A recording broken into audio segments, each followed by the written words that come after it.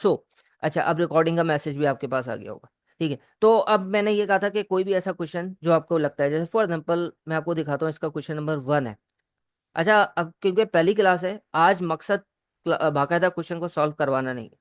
आज आपको ये बताना है कि क्वेश्चन पेपर को पढ़ा कैसे जाता है, और मेरे पास क्वेश्चन आया, और फिर खास तौर पे वो कैसे पॉइंट्स को पिकअप किया जाता है। अब ये जो हाइलाइट्स आपको नजर आ रहे हैं खास तौर पे, ये these are not just highlights, it is actually the thought process which should be in your mind while you are reviewing the question. ठीक है ना? तो यहाँ पे आपको अपेंडिक्स नजर आ रही है, सिर्फ और सिर्फ मैंने क्वेश्चन नंबर 1 यहाँ से पिक किया हुआ है, जो लेटेस्ट अटेम्प्ट है उसका। ठीक है। अच्छा, अब ये जो पेपर है ना, मुझे पर्सनली जो मैंने रिव्यू किया ना जब, तो मुझे काफी चीजें बहुत ज्यादा रेलेवेंट लगी। जैसे कि इस वक्त जो है ना, बहुत यानी कि ऐसा लगता है, जो हम कहते भी रहते हैं कि भाई ये लाइव किस्म के क्वेश्चंस होते हैं, कि जो अभी आप सिचुएशन मार्केट में अराइज हो रही है, उसी को पिक करके ये जो है ना क्वेश्चन बनाए जाते हैं। कोविड इसकी बेस्ट एग्जांपल है, इस पेपर में भी कुछ ऐसा ही है। ठीक है। तो अगर हम देखते हैं तो बड़ा यानी कि सिनारियो, रियल लाइफ सिनारियो नजर आता है ये, कि जिसको देख के, जैसे इसने नाम रखा है पीटीसीएल की जगह पीसीटीएल रख दिया। ठीक है। पीटीसीएल यूज नहीं किया जा सकता, तो उसने पीसीटीएल नाम रख दिया, ऑल दो पाकिस्तान टेलीकम्युनिकेशन नहीं है, ऑब्वियसली ये इसका नाम कुछ और है, पाक कनेक्ट टेलीकॉम लिमिटेड। ठीक है। तो तकरीबन तकरीबन आप ये समझ लें कि जो, अगर आप देखें, अगर आप इस क्वेश्चन पे गौर करें, तो पीटीसीएल या सॉरी पीसीटीएल के बारे में जो जो बताया गया है ना, तकरीबन तकरीबन पीटीसीएल के बारे में हम वो कह सकते हैं। जैसे फॉर एग्जांपल अगर आप देखें तो यहाँ पे क्या लिखा हुआ है, PCTL is renowned for is wide spread network coverage traditional communication services. Traditional and wide spread, यानी कि इसकी जो स्ट्रेंथ है वो ये है कि इसका नेटवर्क बहुत बड़ा है, बहुत बड़ा नेटवर्क इंफ्रास्ट्रक्चर मौजूद है इसके पास, और ट्रेडिशनल कम्युनिकेशन सर्विसेज प्रोवाइड करते हैं ये, यानी कि स्टैंडर्डाइज सर्विसेज होती हैं। तो तकरीबन तकरीबन अगर आप देखें तो पीटीसीएल का भी नेटवर्क बहुत बड़ा, बहुत यानी कि वाइड स्प्रेड है। अच्छा, बहरहाल ये तो मैं कुछ आपको यानी कि बेसिक इंट्रो बता रहा था कि यार ये क्वेश्चन जो है कितना लिंक है। अच्छा, अगर मेरे पास क्वेश्चन पेपर आए, सही है, अभी मेरे पास क्वेश्चन पेपर आया हुआ है, तो खास तौर पे वो कि जिन्होंने मुझे कंफर्म किया है मैं उनका नाम नहीं लूंगा, मजबूरी है। अगर वो अलाउ करता है तो मैं नाम भी ले लूंगा, आसानी हो जाएगी मुझे। लेकिन उनसे ये है कि खास तौर पे वो, जब मैं ये पेपर रिव्यू कर रहा हूँ और कोई ऐसी चीज में पूछो कि फॉर एग्जाम्पल आपने ये ऐसा सोचा था, ऐसा नहीं सोचा था, या इस तरीके के पॉइंट्स आपने लिखे थे, तो वो मुझे कंफर्म करते चले जाएंगे। ठीक है जी। ठीक है। एग्रीड। मैं नाम नहीं ले रहा, आप मुझे बताएं जल्दी से, चैट पे कंफर्म करें। ठीक है जी। तो अगर हम देखें, यार पहला जो क्वेश्चन आया हुआ है, analyse the financial performance of PCTL with GSC for year ended 30 September 2024। अच्छा, अभी मैंने ना बाकी रिक्वायरमेंट नहीं पढ़ी, अब दैट इज जिसको मैं कहता हूँ प्रिडिक्टिव एनालिसिस। ये आपका हर वक्त ऑपरेट करते रहना चाहिए, यानी आपको इसी तरीके से सोचना चाहिए हर वक्त जब भी आप कोई क्वेश्चन कर रहे हो।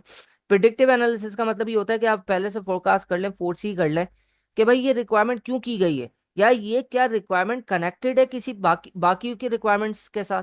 ठीक है। या इस रिक्वायरमेंट की लॉजिक क्या है। अच्छा, अब अगर आप देखें तो यार ये पेपर इस तरह का तो नहीं है ना कि आपने सिर्फ प्रॉस एंड कॉन्स कंपेयर करके बता दिए। ये बाकायदा एनालाइज करने की बात कर रहा है, और एनालाइज करने की बात कर रहा है financial performance of PCTL with GSC. अब इसकी लॉजिक क्या हो सकती है, कोई मुझे बताएगा? सर फाइनेंशियल परफॉर्मेंस को कंपेयर, अब ये मैं अच्छा एक चीज याद रखिएगा, अब से मैं आपको हर बार ये नहीं बोलूंगा, मैं जब कोई चीज सोच रहा हूं तो आपका दिमाग भी इसी तरह स्टैंडर्डाइज वे में चलना चाहिए। यानी कि सबसे पहले मैंने जब पेपर स्टार्ट किया, मैंने रिक्वायरमेंट पढ़ी, मैंने क्या किया, स्किम किया। तो जो तरीका, मैं बस कहने का मतलब ये, जिस तरीके से मैं लेके चल रहा हूँ, आप हर क्वेश्चन तकरीबन उसी तरीके से कर रहे हो। ठीक है, बात समझ में आती है? तो भाई मैंने सबसे पहले स्किम किया पेपर, और उसके बाद मैं रिक्वायरमेंट पे आया। ठीक है, स्किम किया तो मैंने थोड़ा सा पढ़ा जनरली कि भाई किस किस्म की रिक्वायरमेंट है, क्या है पीसीटीएल, ऐसे ही मैंने थोड़ा सा घुमा लिया 1-2 मिनट में। उसके बाद फौरन से रिक्वायरमेंट पे आ गया। मुझे सबसे पहले रिक्वायरमेंट को समझना है अच्छे तरीके से। ठीक है, अब ये हर क्वेश्चन में होगा, मुझे बार बार मैं नहीं बताऊंगा। जो जिस लॉजिक से क्वेश्चन अटेम्प्ट जिस सीक्वेंस से किया जा रहा है, उसी सीक्वेंस से आपको भी करना है। बात समझ में आती है जी? जी, दुआ, असद, बिलाल सब एक्टिव रहे। अच्छा, मैं एक और आपको बात बताऊं कि आपको जो है ना हर वक्त एक्टिव रहना है कीबोर्ड पर। कीबोर्ड पे मैं आपसे कोई भी क्वेश्चन, मतलब क्या कहने का मतलब है मेरा, कि मैं आपसे कोई भी क्वेश्चन करूं, आप एटलीस्ट यस भी लिखें, मेरे लिए नहीं, मैं तो देखूंगा भी नहीं चैट। यानी कि जाहिर सी बात है देखूंगा, लेकिन जब मैं क्वेश्चन सॉल्व करवा लूंगा उसके बाद चैट देखूंगा। लेकिन आप लोगों के लिए क्यों इंपॉर्टेंट है, मैं अक्सर कहता हूं कि देखो, आप अपने माइंड को, जब हमारी पहली क्लास होती हुई थी उस वक्त भी मैंने कहा था कि आप जिस तरीके से अपने आप को सेल्फ स्टडी में हैबिचुअल बनाएंगे ना, जिन चीजों का आप पेपर में जाके भी वही काम कर रहे होंगे, तो सबसे ज्यादा इंपॉर्टेंट चीज क्या है पेपर में, कि आपका हाथ बड़ा तेजी से चलना चाहिए कीबोर्ड पर। सही है। और आपकी थॉट प्रोसेस जो है ना बहुत जल्दी जल्दी जनरेट होनी चाहिए, वो क्योंकि टाइम इतना ज्यादा होता नहीं है सोचने का। ठीक है ना। तो ये कैसे होगा, इसकी आदत कैसे होगी, मैं आपसे कोई सवाल कर रहा हूँ, आप फौरन से उसका रिप्लाई देने की कोशिश करें। मेरे लिए नहीं, मुझे रिप्लाई नहीं दे रहे, हो सकता है मैं पढ़ूं भी ना। सही है। लेकिन आप अपने लिए ये काम करें।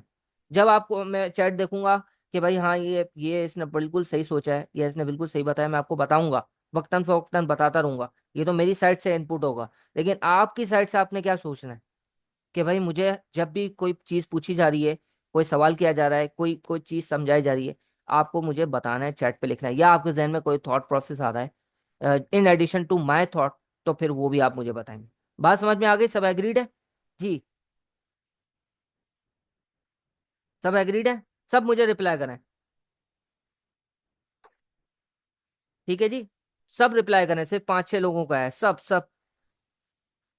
ये आप लोगों के लिए बहुत इंपॉर्टेंट है, आप यकीन कीजिएगा। लाइव क्लासेस, अच्छा मैं लाइव सेशन का आपको मैं स्टार्ट में बता देता हूँ। देखें, जैसे ये फॉर एग्जांपल एक चीज़ है जो मैं आपको बता रहा हूँ कि लाइव आपको ये काम करना होगा, इसके अलावा बहुत सारी ऐसी चीज़ें। अगर फॉर एग्जांपल आप सोचें, खुद आप इस बात पे नोटिस करें, क्योंकि हमारा माइंड जिस तरीके से ऑपरेट करता है ना, हम उसी तरीके से अगर हम काम करेंगे तो सक्सेस होगी।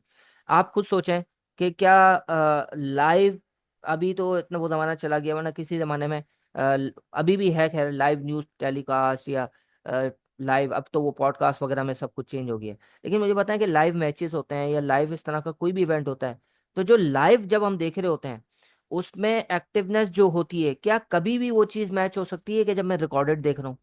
आप मुझे खुद बताएं। क्योंकि लाइव में क्या है, आपकी थॉट भी उसी तरह ऑपरेट कर रही है। जब आप रिकॉर्डेड ले रहे हैं, तो रिकॉर्डेड में ये हो रहा है कि आपको पहले से पता है कि यार जो रिकॉर्डेड है वही मुझे सुनना है। जब लाइव है तो आप उसको मॉडिफाई कर सकते हैं, अडेप्ट कर सकते हैं, आप अपनी खुद की प्रैक्टिस उस वक्त कर सकते हैं, उसी वक्त थॉट प्रोसेस रन कर सकते हैं, और उसी वक्त क्लियरिटी भी ले सकते हैं कि भाई मैं ये जो सोच रहा हूँ क्या गलत सोच रहा हूँ या सही सोच रहा हूँ। मतलब देखे ना, मैं एक क्या बात कहता हूँ, देखें, रिकॉर्डेड सेशन में बहुत फायदा है, बिल्कुल अच्छी बात है। लेकिन आप ये, मैं आपको कहता हूँ कि देखो, पेपर आपको जाके सॉल्व करना है ना वहां पे एग्जाम में, और आपको ही सोचना है। जब आप इंडिपेंडेंटली खुद नहीं सोचना सीखोगे, भाई मैं फॉर एग्जांपल कोई ड्राइविंग आपको सिखाता है, सही है, ड्राइविंग आपको बेसिक सिखा दी जाएगी, सही है। लेकिन अगर जब तक आप इंडिपेंडेंटली खुद ड्राइव नहीं करोगे, तो क्या आपको गाड़ी चलाने आएगी? चाहे जितना भी अच्छा सिखाने वाला हो या टीचर हो, मुझे खुद बताएं आप। जी, जल्दी से बताएं, क्या बात सही है गलत है? नहीं आएगी ना। तो इसी तरीके से, जब तक मैं आपको देखो तरीका बता रहा हूँ, आपको डायरेक्शन बता रहा हूँ, आपको बार बार प्रैक्टिस करवाई जाएगी लाइव। देखो लाइव में आपका टाइम जाया नहीं हो रहा, ये बात ध्यान में रखें। अब हमारे जो भी देखो कॉन्सेप्ट अगर किसी को लेने हैं, वो रिकॉर्डेड में अवेलेबल है। मैं जो लाइव सेशंस लूंगा उसमें लाइव क्वेश्चंस कराऊंगा ना, तो वो क्वेश्चन तो आपने घर पे बैठ के भी तो करने हैं ना, खुद खुद भी करने हैं। तो वो जो एक क्वेश्चन मैंने करवा दिया फॉर एग्जाम्पल, वो आपको दोबारा नहीं करना। सही है, या करना भी है तो बहुत जल्दी वो कवर हो जाएगा। यहाँ पे फायदा आपको क्या होगा, आपको समझ में आएगा सर क्वेश्चन कैसे पढ़ना है, आपको समझ में आएगा बार बार आदत होगी थॉट प्रोसेस कैसे रन करना है, आपको समझ में आएगा प्रिडिक्टिव एनालिसिस क्या होता है, आपको समझ में आएगा रिक्वायरमेंट को कनेक्ट कैसे करना है क्वेश्चन के साथ, आपको समझ में आएगा कि सर सिनारियो में अगर कोई बात की गई है, तो कौन सी बात कितनी ज्यादा रेलेवेंट है, कौन सी रेलेवेंट नहीं है बिल्कुल भी, या कौन सी ऐसी है जो कि बैक एंड इन्फॉर्मेशन है, कौन सी इन्फॉर्मेशन फ्रंट एंड इन्फॉर्मेशन है। बात आपको मेरी समझ में आ रही है? तो ये चीज हमें बार बार करनी पड़ेगी। अब मैंने बताया था कि क्वेश्चन को सॉल्व करने का सिर्फ एक स्ट्रक्चर्ड वे है, that is how what and so what. आपको अगर याद हो, हाउ, व्हाट, सॉरी, सबसे पहले व्हाट होता है, फिर हाउ होता है, फिर वाई होता है, फिर क्या कहते हैं, व्हेन होता है, एंड देन सो व्हाट। तो ये पूरा स्ट्रक्चर है। जब मैं क्वेश्चन कर रहा हूँ हर क्वेश्चन पे ये चीज मुझे अप्लाई करनी होगी। तो बार बार जब आप लाइव क्वेश्चन में आके खुद भी इस तरीके से मेरे साथ सोच रहे होंगे, खुद कर रहे होंगे, तो देखो सबसे पहले ये इंपॉर्टेंट चीज क्या है जो मैंने बताई थी। अगर किसी ने ओरिएंटेशन ली है तो सबसे ज्यादा इंपॉर्टेंट चीज क्या है, इस पेपर को करने से पहले, इस पेपर की तैयारी आप करने बैठे हैं, इस पेपर की प्रिपरेशन कर रहे हैं, तो सबसे ज्यादा इंपॉर्टेंट चीज क्या है, अब तो आप सबको क्लियर हो जाना चाहिए। क्या चीज है? जी। जी। Emergence of relevant idea. नहीं नहीं नहीं नहीं बिलाल सिद्दीकी, बिलाल सिद्दीकी, बिल्कुल भी नहीं, बिल्कुल भी नहीं। आपका कंक्लूजन मुझे चलें बताएं, चलें दोबारा से देखते हैं। बहुत जबरदस्त। मोहम्मद, इनका मुझे पूरा नाम नहीं पता सर, रीडिंग इन्होंने कहा है। अच्छा मैं आपको बताता हूँ, देखो सबसे ज्यादा इंपॉर्टेंट चीज इस पेपर को अटेम्प्ट करने के लिए है वो रीडिंग है, रीडिंग है। और उससे भी पहले जो बैक एंड पे आपको चाहिए होगा वो है सर आइडिया। आपके जहन में रेलेवेंट आइडियाज आने चाहिए, आपका थॉट जनरेट होना चाहिए। जब आप क्वेश्चन कर रहे हो तो आप उसके साथ, क्वेश्चन के साथ इंटरेक्ट कर रहे हो बाकायदा। आप उस इंटरेक्ट करने का क्या मतलब है सर, ये रिक्वायरमेंट है, क्यों है ऐसा है, इसकी लॉजिक क्या है, इस रिक्वायरमेंट का मतलब क्या है, ये मैं बातें कर रहा हूँ रिक्वायरमेंट के साथ, ये सिनारियो से कैसे कनेक्ट कर सकता हूँ। अभी मैंने सिनारियो पढ़ा नहीं है, मैं रिक्वायरमेंट पे सोचना शुरू कर दिया, मैंने बहुत सारी चीजें मैंने फोर्स ही करना शुरू कर दी। तो दैट इज एक्चुअली रिक्वायर्ड, कि सबसे पहले आपके जहन को सोचना आना पड़ेगा, थॉट जनरेट करनी पड़ेगी। सही है? नहीं देखो मोहम्मद, मैं आपको बताता हूँ ना, देखो मैं क्यों कहता हूँ कि अब जैसे ज्यादातर लोगों ने इसी तरह के आंसर जो मैं एक्सपेक्ट कर रहा था, मैंने हालांकि ओरिएंटेशन में ये बात समझाई है, ओरिएंटेशन में बहुत ही एक्सप्लिसिटली ये बात बड़े जबरदस्त तरीके से आपको बताई गई है, जबरदस्त मतलब डिटेल में। बात ये है कि आपके पास पेपर आता है, तो पेपर में क्या आज से पहले कोई ऐसा पेपर है जिसमें आप बाकायदा रिक्वायरमेंट को समझने के लिए इतना इतना टाइम लगा रहे हो, या सिनारियो को पढ़ने में इतना टाइम लगा रहे हो? नहीं है। यहाँ पर तो आपको सबसे पहला काम ही क्या करना है सर, रीड करना है। और सर रीड से पहले आपको क्या, आपके जहन में थॉट्स जनरेट होनी चाहिए। तो सबसे ज्यादा इंपॉर्टेंट चीज सर प्रैक्टिस नहीं है, प्रैक्टिस से पता है क्या होता है उल्टा। अब मेरे पास ना ऐसे बहुत सारी क्यूरीज आई हैं, ऐसा मैंने काफी लोगों से बातचीत करके मुझे अंदाजा हो गया है। अब मेरे 2021 से, हाँ 22 से मैं ये MSA 2 हम लोग लेके चल रहे हैं, कोई 3 साढ़े 3 साल हो गए, कोई 7 8 अटेम्प्ट हो गई। और हमने जो क्रक्स निकाला है कि प्रैक्टिस जो है ना, प्रैक्टिस आपको अभी मैं एक बड़ी अजीब सी बात करने जा रहा हूँ, इसको जरा अगर आप समझ लेंगे ना तो बात आपके जहन में बैठ जाएगी। प्रैक्टिस ना, इट्स लाइक आपको आपको आपके लिए डाउट क्रिएट करती है। अब ये बात पहले गौर से सुनना, गलत नहीं समझना, गलत समझ लोगे तो बात, मैं ये नहीं कह रहा, मैं क्रिटिसाइज नहीं कर रहा प्रैक्टिस करने को, मैं कैसे क्रिटिसाइज कर सकता हूँ, प्रैक्टिस तो सबसे ज्यादा इंपॉर्टेंट होती है। लेकिन बात आप समझिएगा, प्रैक्टिस को कहीं रट्टे में तब्दील ना कर दें। आपकी बात समझ में आ रही है कि सर प्रैक्टिस में इतनी करूं, इतनी करूं, इतनी करूं कि मुझे क्वेश्चन याद रह जाए, मुझे आंसर्स याद रह जाए, मुझे कॉन्सेप्ट्स याद रह जाए। That is not actually required. आप बात समझिएगा, प्रैक्टिस किस चीज की करनी है सर, थॉट प्रोसेस जनरेट होना चाहिए आपके पास, वहां पे हर क्वेश्चन नया होगा, आपको सिनारियो से कनेक्ट करना आना चाहिए। देखें ये कितने लोगों के खुद ब खुद आंसर्स आ गए। एक बंदे ने कहा कि मेरे साथ ऑडिट में ऐसा हुआ है, एक बंदे ने कहा मैंने ऐसा ही किया और पेपर जाके अटेम्प्ट किया, 3 3 दफा पास पेपर से अटेम्प्ट किए। अच्छा मजे की बात मैं आपको बताता हूँ, अगर आप ICAP के पास पेपर्स के साथ ये काम कर रहे हो ना कि बार बार प्रैक्टिस करके आप समझते हो कि, और फिर क्योंकि देखें एक है ना कंफर्ट आ जाता है ना, और वो रॉन्ग कंफर्ट, मतलब एरर होता है उस कंफर्ट में। मतलब आप जो है ना, आप क्या करते हैं, बार बार क्वेश्चंस करते हैं तो आपको एक कंफर्ट आ जाता है, नहीं यार प्रैक्टिस बड़ी अच्छी हो गई। जब आप पेपर में जाते हैं तो आपको लगता है झटका। अच्छा ये कौन था, ये मैं जरा इनको, इनका मैं नाम नहीं लूंगा।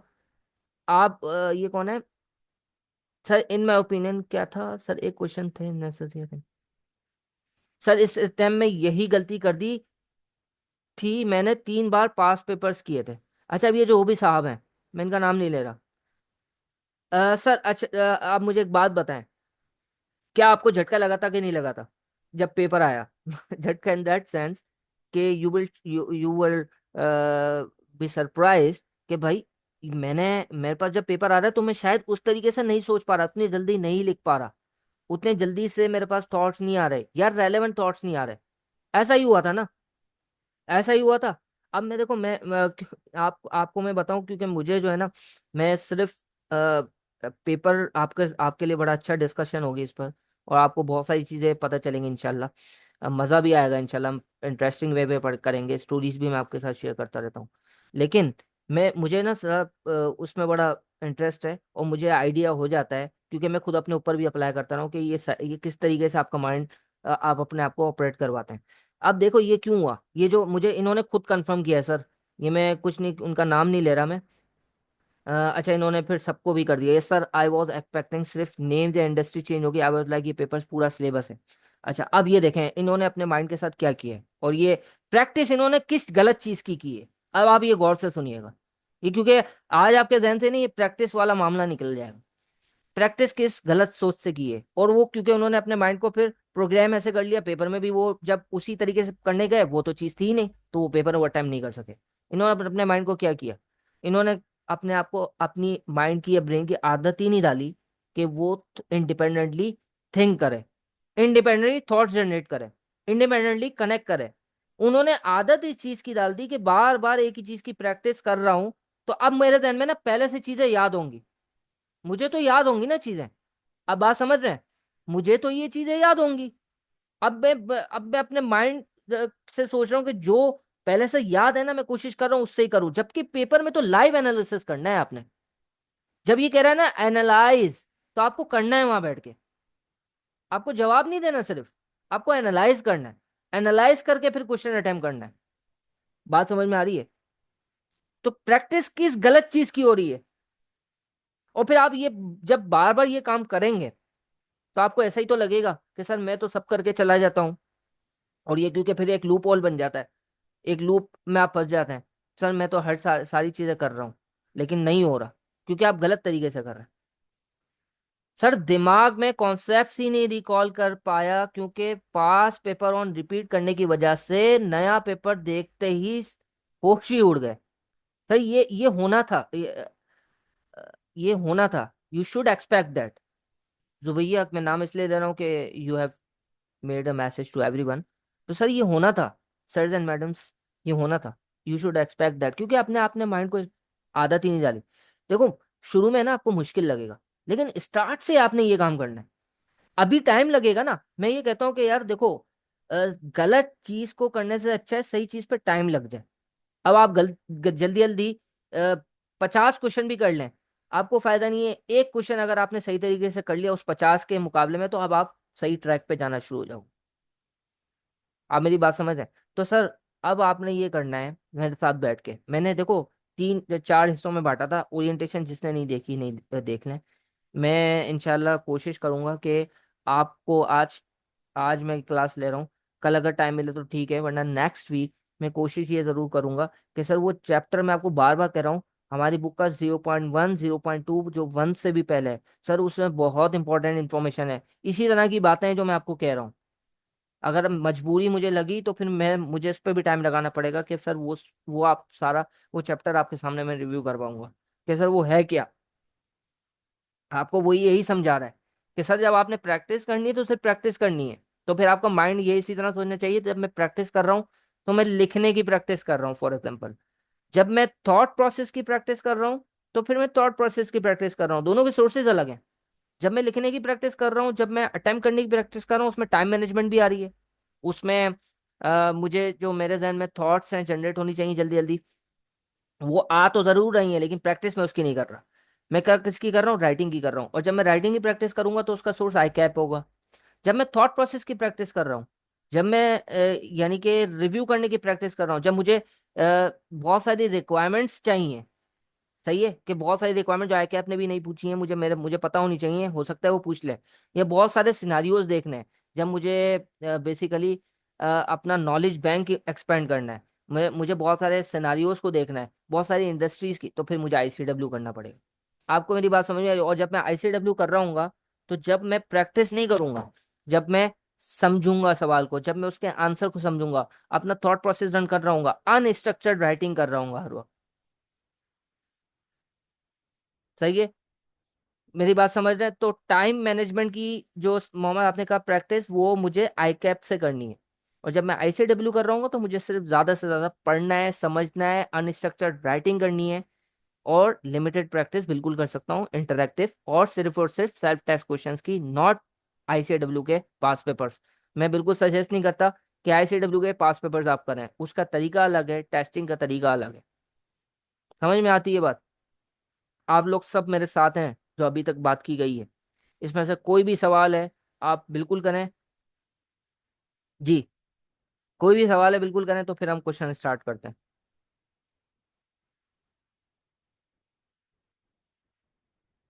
जी सर।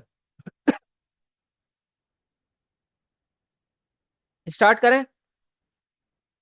वली सराज। नहीं, मैंने ये नहीं कहा कि आईसीडब्ल्यू के क्वेश्चन नहीं करने, मैं ये कह रहा हूँ आईसीडब्ल्यू के क्वेश्चंस तो मैं तो बहुत सारे खुद करवा रहा हूँ, मेरे लेक्चर में देखें बड़े पड़े। मैं ये नहीं कह रहा, मैं कह रहा हूँ आईसीडब्ल्यू के क्वेश्चंस प्रैक्टिस नहीं करने। आपने उसको पढ़ना है ज्यादा से ज्यादा विद अनस्ट्रक्चर्ड राइटिंग। आपने उसकी रिक्वायरमेंट समझनी with unstructured writing, logic analyse करना है, समझना है कि वो क्यों ऐसा अटेम्प्ट कर रहा है, क्या उसमें की पॉइंट्स है। वो आपको बाकायदा एनालिटिकली, और वो काम हम कर रहे होंगे क्लासेस में, जिस तरह हम कर रहे हैं उस तरह आपने करना है। समझ, हाँ बिल्कुल। मतलब अनस्ट्रक्चर्ड राइटिंग, आप जैसे रिक्वायरमेंट देखें ना, तो आपने पूरा अटेम्प्ट ना करें, आप अपने जहन में ऐसे पॉइंटर्स बना लें कि यार इसका आंसर मैं ये पॉइंट्स में दे रहा हूँ। फिर आप जब देख लें तो आप फिर जाके उसको आंसर से कंपेयर करें। ठीक है जी।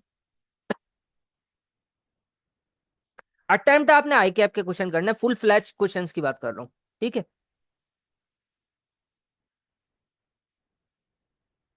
सर, एमएसए 2 के चैप्टर्स का टेक्स्ट याद कर लें। इसके बारे में भी बता चुका हूँ। अच्छा, ये मेरा नाम चेंज नहीं हुआ, आई थिंक दोबारा जब मैंने किया तो अपना नाम चेंज कर लेता हूँ। यहाँ पे तो आ रहा है, सही है, मेरा नाम तो सही आ रहा है।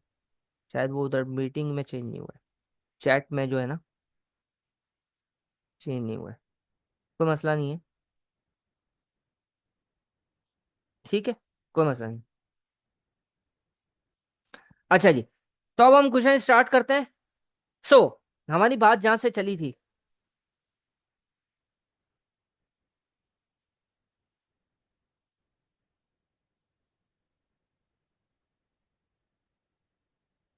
सर अब तो आईकैप के कुछ ना कुछ आंसर्स हमें पता है, तो दोबारा से ऐड क्वेश्चंस की। क्या मतलब दोबारा से ऐड क्वेश्चंस की क्या?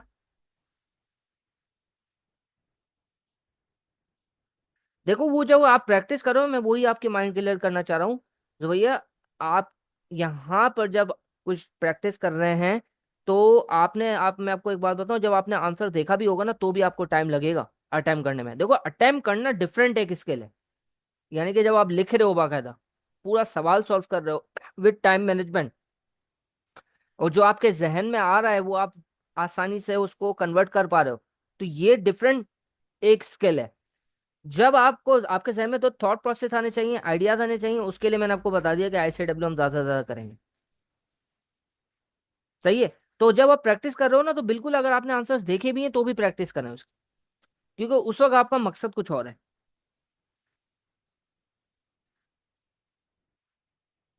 ठीक है जी। सो एनालाइज द फाइनेंशियल, अब हम जल्दी से स्टार्ट करते हैं, अभी तक हम क्वेश्चन पे नहीं आए हैं। आधा घंटा से ऊपर हो गया। So you are working as a part of park connect, अच्छा सॉरी, रिक्वायरमेंट हम समझ रहे थे। Analyse the performance of financial performance of PTCL with GSC for the year ended 30 September 2024। Financial performance की बात की है इसने सिर्फ।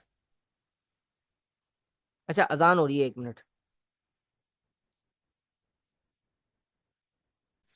स्टार्ट करते हैं जी। So analyse the financial performance of PCTL with GSC. मुझे एक बात बताएं, ये इसकी कोई लॉजिक मुझे बताएगा कि फाइनेंशियल परफॉर्मेंस पीसीटीएल की कंपेयर करवाई जा रही है जीएससी के साथ, इसका क्या मकसद हो सकता है? जी, जल्दी से हम सोचना शुरू कर देते हैं। जी, क्या मकसद हो सकता है? सर इसका मकसद, इसका पर्पस फॉर एग्जांपल ये हो सकता है कि बेंचमार्किंग कर रहे हो ये लोग। यानी बेंचमार्किंग का मतलब ये कि ये सोच रहे हो कि सर हमें हमें अपनी परफॉर्मेंस को कंफर्म करना चाहिए।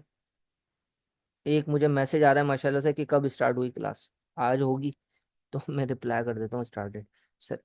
तो हाँ, तो हम ये कह रहे हैं सर, इसका एक मकसद ये हो सकता है बेंचमार्किंग, एक पर्पज ये हो सकता है कि मे बी ये इसको टारगेट किया जा रहा हो एक्वायर करने के लिए, एक पर्पज ये हो सकता है कि इसके साथ मर्ज किया जा रहा हो। अब बहुत सारे पर्पजेस हो सकते हैं। बेंचमार्किंग भी एक बहुत बड़ा पर्पज है। रिसर्च एनालिसिस भी एक बहुत बड़ा पर्पज है। ठीक है जी।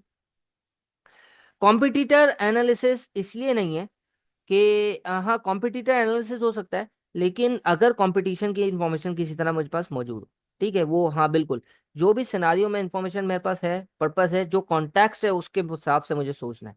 अब आपकी बात समझ में आ गई कि सर ये जो इतना सारा यानी कि परफॉर्मेंस को सिर्फ एनालाइज करना है, यानी कि एक तरह से कंपेयर करना है पीसीटीएल की परफॉर्मेंस को जीएससी के साथ। इसके आपने खुद ही मुझे चैट पे इतने सारे रिस्पॉन्सेज दे दिए कि सर कितने सारे पर्पस हो सकते हैं। तो इसका मतलब इस एनालिसिस के एक यानी रिक्वायरमेंट के बहुत सारे आंसर्स हो सकते हैं। क्या आप एग्री कर रहे हैं कि नहीं कर रहे? बहुत सारे आंसर्स हो सकते हैं, बहुत तरीके से मैं रिस्पॉन्सेज दे सकता हूं, लेकिन मुझे कॉन्टैक्ट्स के साथ इसको लिंक करना पड़ेगा। अब मुझे मेरे पास है ना, जब आंसर आता है तो ये बहुत बड़ा मसला है, ये बहुत बड़ा ब्लंडर है, ये बहुत बड़ा इशू है। मैं आपको बता रहा हूँ, ये बहुत बड़ा इशू है। अभी तो मैंने आपको इतना डिस्कशन किया, आपके साथ बात की, तो आप कह रहे हैं, लेकिन जब आप पेपर अटेम्प्ट कर रहे होंगे ना, आप यकीन करें इतना नहीं सोचेंगे। और क्या ये मुश्किल काम है? नहीं, बिल्कुल ही आसान काम है, लेकिन अब आपको आदत डालनी पड़ेगी इस तरह सोचने की। सही है। तो सर बहुत सारे पर्पसेस हो सकते हैं, मुझे कॉन्टेक्चुअलाइज करना पड़ेगा। Determine an equity evaluation for new PCTL, ये सर बहुत आसान क्वेश्चन है। यूजिंग डिस्काउंटेड कैश फ्लोज, ये बीएफडी का क्वेश्चन है। सर साउथ का भी इंशाल्लाह प्लान है कि आपको बीएफडी के क्वेश्चंस भी करवाएंगे, इस पेपर को डिस्कस करेंगे। लेकिन आपको एक फेयर आइडिया जरूर होगा कि ये मर्ज एंटिटी का एक तरह से मुझे वैल्यूएशन करना है, तो ये कोई इतना रॉकेट साइंस नहीं है। सही है। इसके बाद आते हैं, अच्छा, अब आवे ना, देखें रिक्वायरमेंट जब मैं पढ़ रहा हूं ना, तो देखें मैं यहीं से कॉन्टेक्स्ट बनाना शुरू कर रहा हूँ। ये मुझे क्या कह रहा है, एनालाइज द फाइनेंशियल परफॉर्मेंस। अभी तक मैं सोच रहा था सर बहुत सारे इसके क्वेश्चंस हो सकते हैं, बहुत सारे ऑब्जेक्टिव। अगले ही बी पार्ट मुझे क्या बात पता चली, determine estimated equity valuation for new PCTL GSC group. Sir इसने देखें क्या किया है, ये नहीं बताया मर्ज कर रहे हैं हम। लिखने के अंदाज से मुझे खुद ब खुद पता चल गया कि सर ये मर्ज होने जा रही है। क्या ख्याल है आप लोगों का?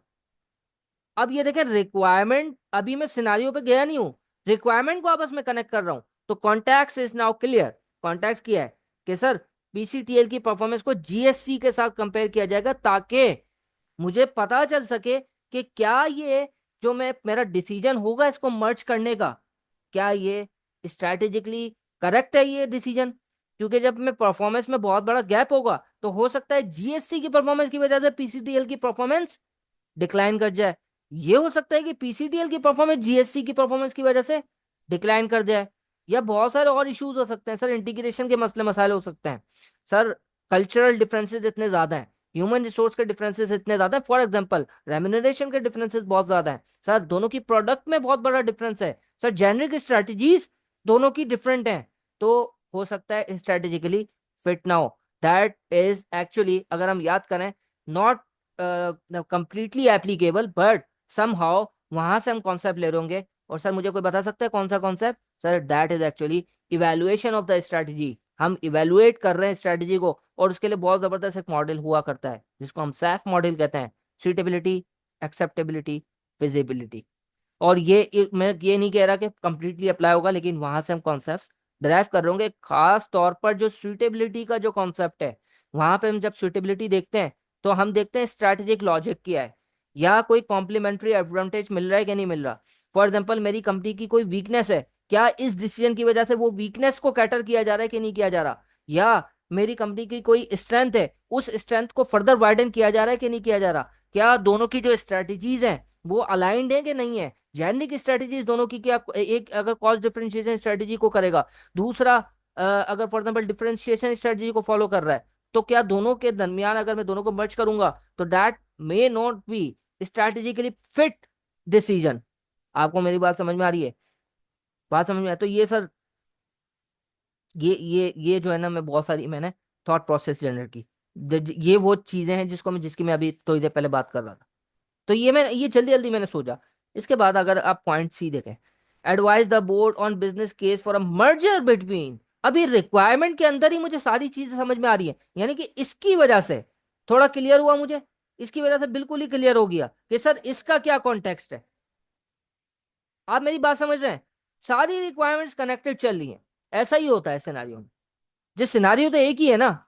अब रिक्वायरमेंट डिफरेंट है तो वो उसी सिनारियो उसी अम्ब्रेला में, उसी के एम्बिट में वो चीज, सारी चीजें ऑपरेट कर रही होंगी। Discuss the main tax consideration for the prepared merge with GSC. Also discuss tax impact of share for share exchange.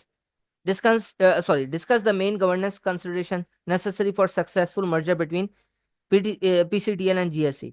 Note for examining. Consider the impact on shareholder, main board, risk management, sustainability, other board committees required for compliance with listed code of corporate governance. ये एक बात मैं आपको बताऊं कि जब इतना बड़ा नोट दिया जाए ना और आपको आपकी रिक्वायरमेंट को पूरा समझा दिया जाए, यानी कि बता दें कि भाई गवर्नेंस आपको किस पर्सपेक्टिव में देखनी है, आपको इम्पैक्ट ऑन शेयर होल्डर्स के पर्सपेक्टिव में देखनी है, बोर्ड में क्या क्या चेंजेस आएंगी, बोर्ड के मेंबर्स में कितने इंडिपेंडेंट, कितने एग्जीक्यूटिव, और वो सब मुझे बताना है।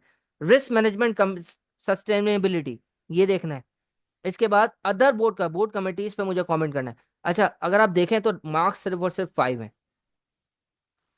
तो इसका मतलब ये है, जब ये बात याद रख लीजिएगा, पेपर में, खासतौर पे आईकेप के पेपर में इतनी सारी इंफॉर्मेशन दी जा रही है जो कि आपको पता है नहीं दी जाती normally.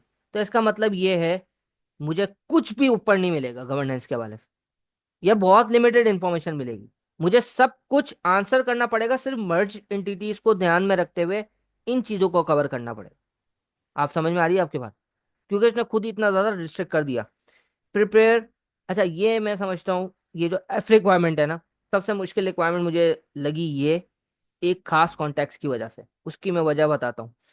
Prepare a high level merger integration plan for PCTL and GSC that will manage post merger matters and address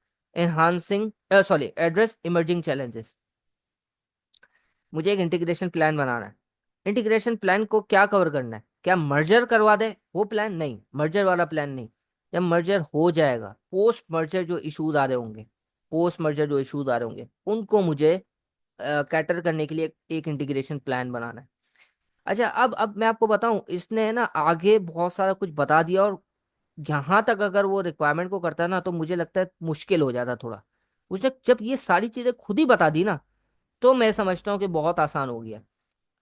अब ये खुद कह रहा है, हालांकि मैं अभी अगर मैं सोचता तो सर, अगर मैं ऊपर कर लेता हूँ थोड़ी देर के लिए, मुझे बताएं पोस्ट मर्जर।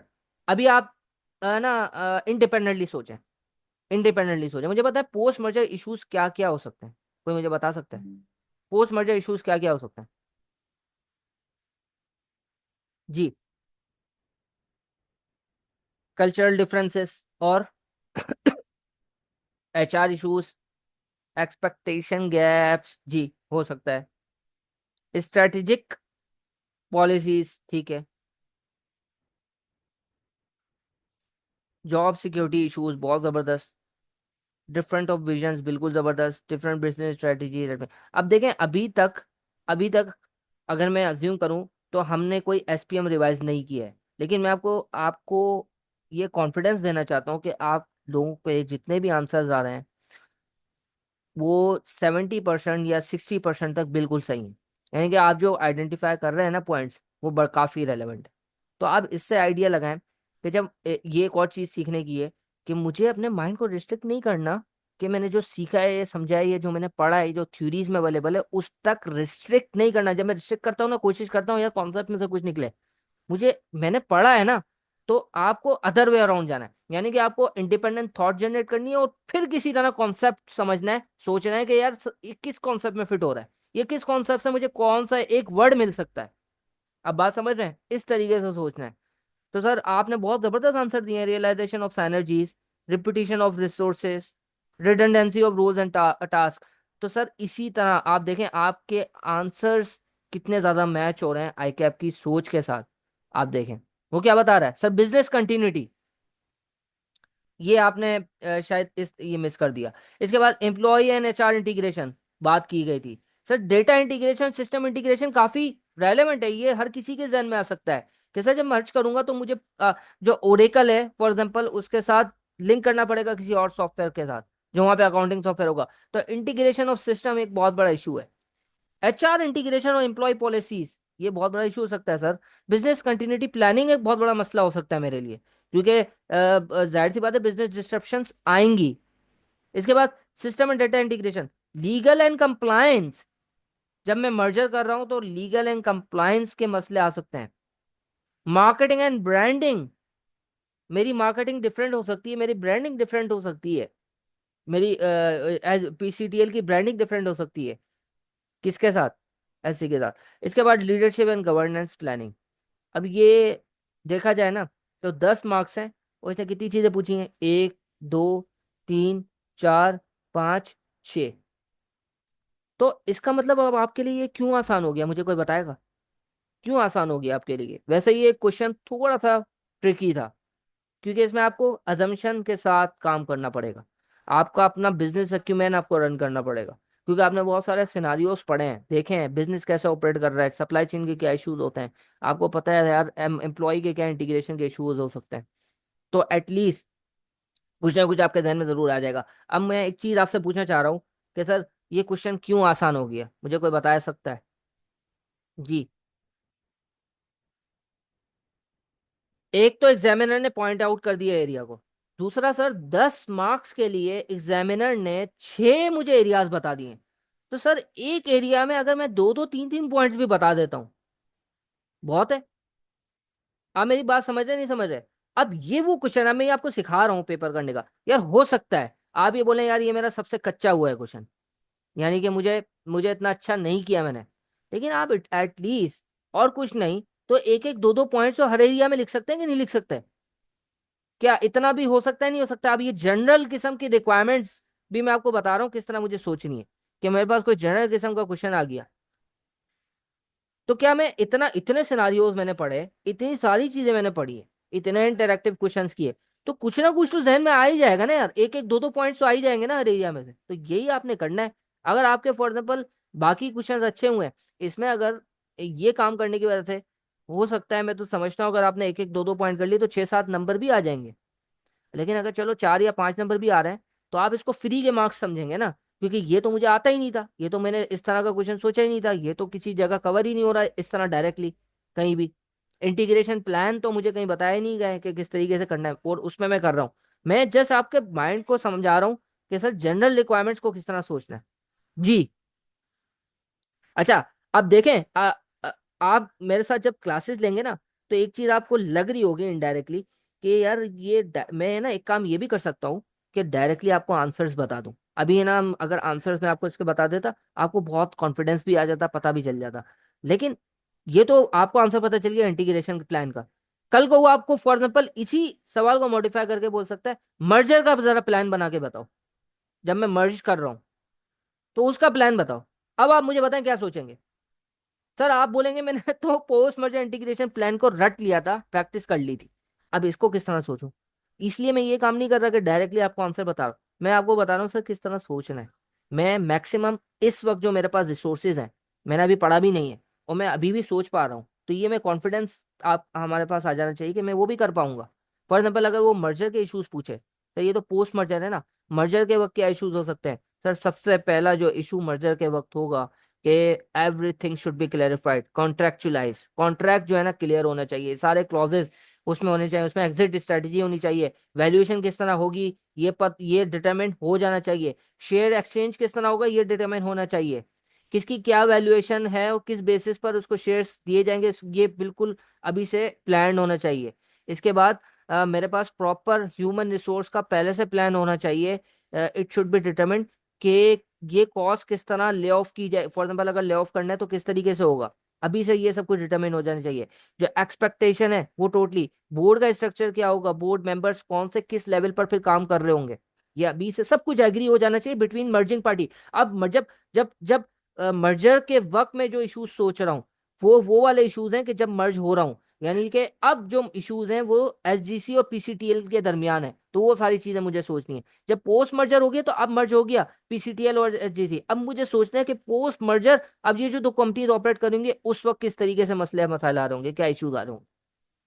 फॉर एग्जाम्पल एक इशू बहुत बड़ा आ सकता है कि सर जो जब जब मैंने मर्जर किया अभी तक वो मर्जर अगर फाइनलाइज नहीं हुआ है तो उसको मुझे इसकी इंफॉर्मेशन एक्सपेंड नहीं करनी, बतानी नहीं है किसी को, तो मेरे पास सबसे बड़ा मसला क्या आएगा, जल्दी से बताएं। हमने सबसे बड़ा इशू क्या आएगा सर, कॉन्फिडेंशियलिटी का आएगा। तो कॉन्फिडेंशियलिटी एग्री होनी चाहिए दोनों की। आप बात समझ रहे हैं? तो ये पॉइंट्स आपने बस बताने हैं। तो इस तरीके से अगर मुझे सोचना आ गया ना, तो मैं आराम से कर लूंगा। अच्छा, अब 12 मैंने जब ये क्वेश्चन पढ़ा, अब मैं जाता हूँ अपेंडिक्स पे। अब मेरे ध्यान में ना 4 रिक्वायरमेंट्स हैं, अगर मैंने फेयरली पढ़ ली है। तो सबसे पहले फाइनेंशियल परफॉर्मेंस को एनालाइज करना है, इक्विटी वैल्यूएशन की स्पेसिफिक इन्फॉर्मेशन मुझे मिल जाएगी। मुझे बोर्ड को एडवाइस करना है बिजनेस केस, शायद मैंने ये मिस कर दिया, business case for a merger between PCTL and SGC, including if the merger should proceed on the propose share for share terms. अभी जो शेयर फॉर शेयर एक्सचेंज की वजह से जो मैंने वैल्यूएशन जब ऊपर कर ली, उसकी मैं लॉजिक भी बताऊंगा। और लॉजिक मेरी इस तरह ऑपरेट कर रही होगी कि फॉर एग्जांपल फेयर होना चाहिए। अगर वैल्यूएशन प्री मर्जर जिस जिस कंपनी की जितनी थी, तो after share for share exchange वही वैल्यूएशन मैच करनी चाहिए, तो इट विल बी फेयर। तो ये तो बहुत ही सीधा सादा आंसर है। जी बिल्कुल, नमाज ब्रेक दे देंगे, होगा 10 मिनट का। ठीक है, 1:30 बजे से लेकर 1:40 तक। अच्छा, अब आ जाते हैं, हम जल्दी से देख लेते हैं। हाँ, तो अब मुझे एक और बात बताएं। अभी हम रिक्वायरमेंट ही समझ रहे हैं कि ये जो पॉइंट सी है और पॉइंट ए, सबसे पहले मुझे बताएं इन दोनों में कोई लिंक है कि नहीं। क्या दोनों के आंसर्स, बल्कि मैं एक और कर लूं, क्या दोनों के आंसर सेम हो सकते हैं? जी, जी जल्दी बताएं। जी, या ओवरलैपिंग हो सकती है? जल्दी से बताएं। ओवरलैपिंग हो सकती है? जी बताएं, जल्दी से बताएं, यस या नो। एक काम कर लेते हैं ना, there is a link but not overlapping. ठीक है। अच्छा ना, एक मजे की चीज मैं आपको भी बताऊंगा। जब मैं फाइनेंशियल परफॉर्मेंस को एनालाइज कर रहा हूं, तो एनालाइज करने का क्या मतलब, सिर्फ ये, अब मैं एक और चीज दिखाता हूँ, एक और मजे की चीज दिखा। जिन लोगों ने पेपर नहीं दिया, उनको खास तौर पे ये चीज नोटिस करनी चाहिए। फाइनेंशियल परफॉर्मेंस कर रहा हूँ ना, अब फाइनेंशियल परफॉर्मेंस को एनालाइज करने में के लिए मेरे पास सबसे पहला स्किल सेट क्या होना चाहिए, मुझे रेशोस रेलेवेंट पता होने चाहिए। सही है ना, रेलेवेंट रेशोस पता होने चाहिए पहले से। मुझे जहन में सोचने पड़ेंगे सर ये रेशोस हैं, और फिर वो रेलेवेंट रेशोस को मुझे कंप्यूट करना है। सही है, ये पहला। फिर उसके बाद मुझे उसके ऊपर कमेंट करना है। एक काम तो इसने खुद कर दिया, देखो, देखना आप, समझ में आ रहा है? तो मतलब इसने खुद ही बता दिया, तो इस चीज के मार्क्स तो है ही नहीं। ये तो आपने, इसने आपको बिल्कुल यानी कि प्लेट में रख के दे दिए, ये रेशोस कैलकुलेट कर लो। एक और चीज दिखाता हूँ ना आपको, इधर आ जाए। आपके ऊपर फाइनेंशियल इंफॉर्मेशन है, कुछ रेशोज आपको कंप्यूट करने पड़ेंगे। एक और मजे का काम कर दिया है, नीचे है, ये क्या है?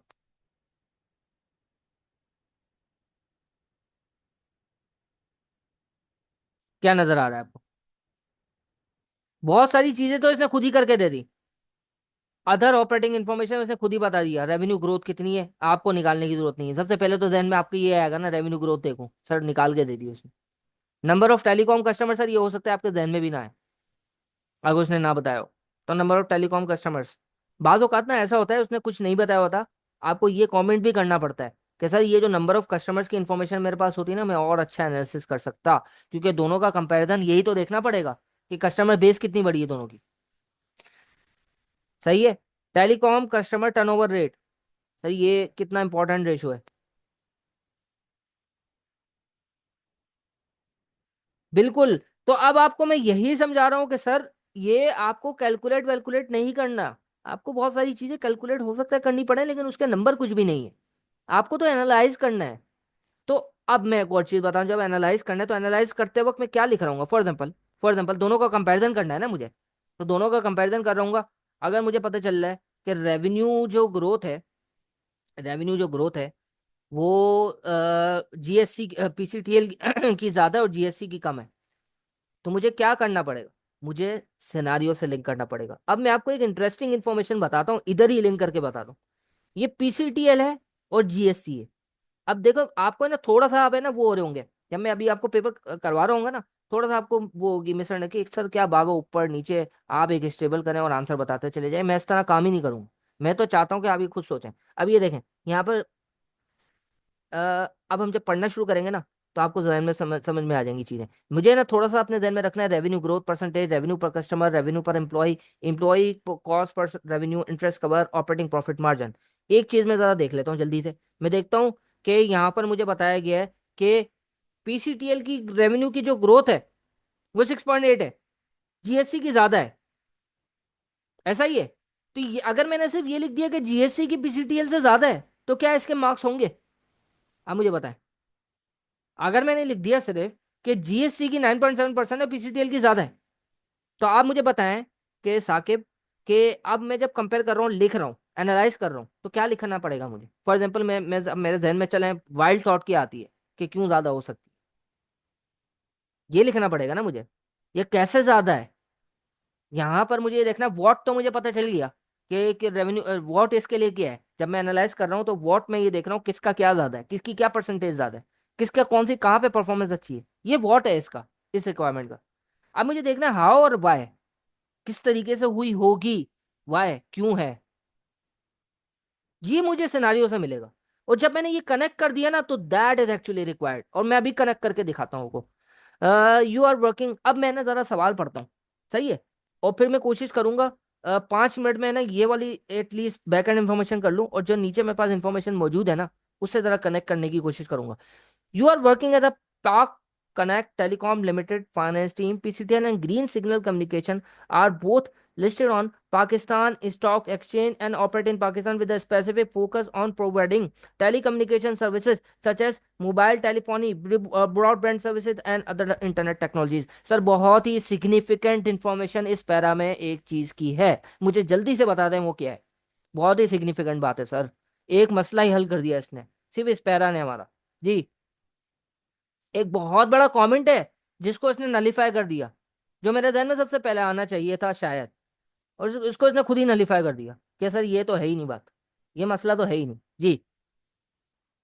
क्योंकि आप याद रखें कि आपको बिजनेस केस भी नीचे एनालाइज करना है। बिजनेस केस का क्या मतलब है? आपको लॉजिक बतानी है, आपको स्ट्रेटेजिक लॉजिक बतानी है इन दोनों के मर्जर की, कि क्यों करनी है, किस वजह से करनी है, क्या वजह हो सकती है, इससे मैं क्या अचीव कर लूंगा मर्जर से।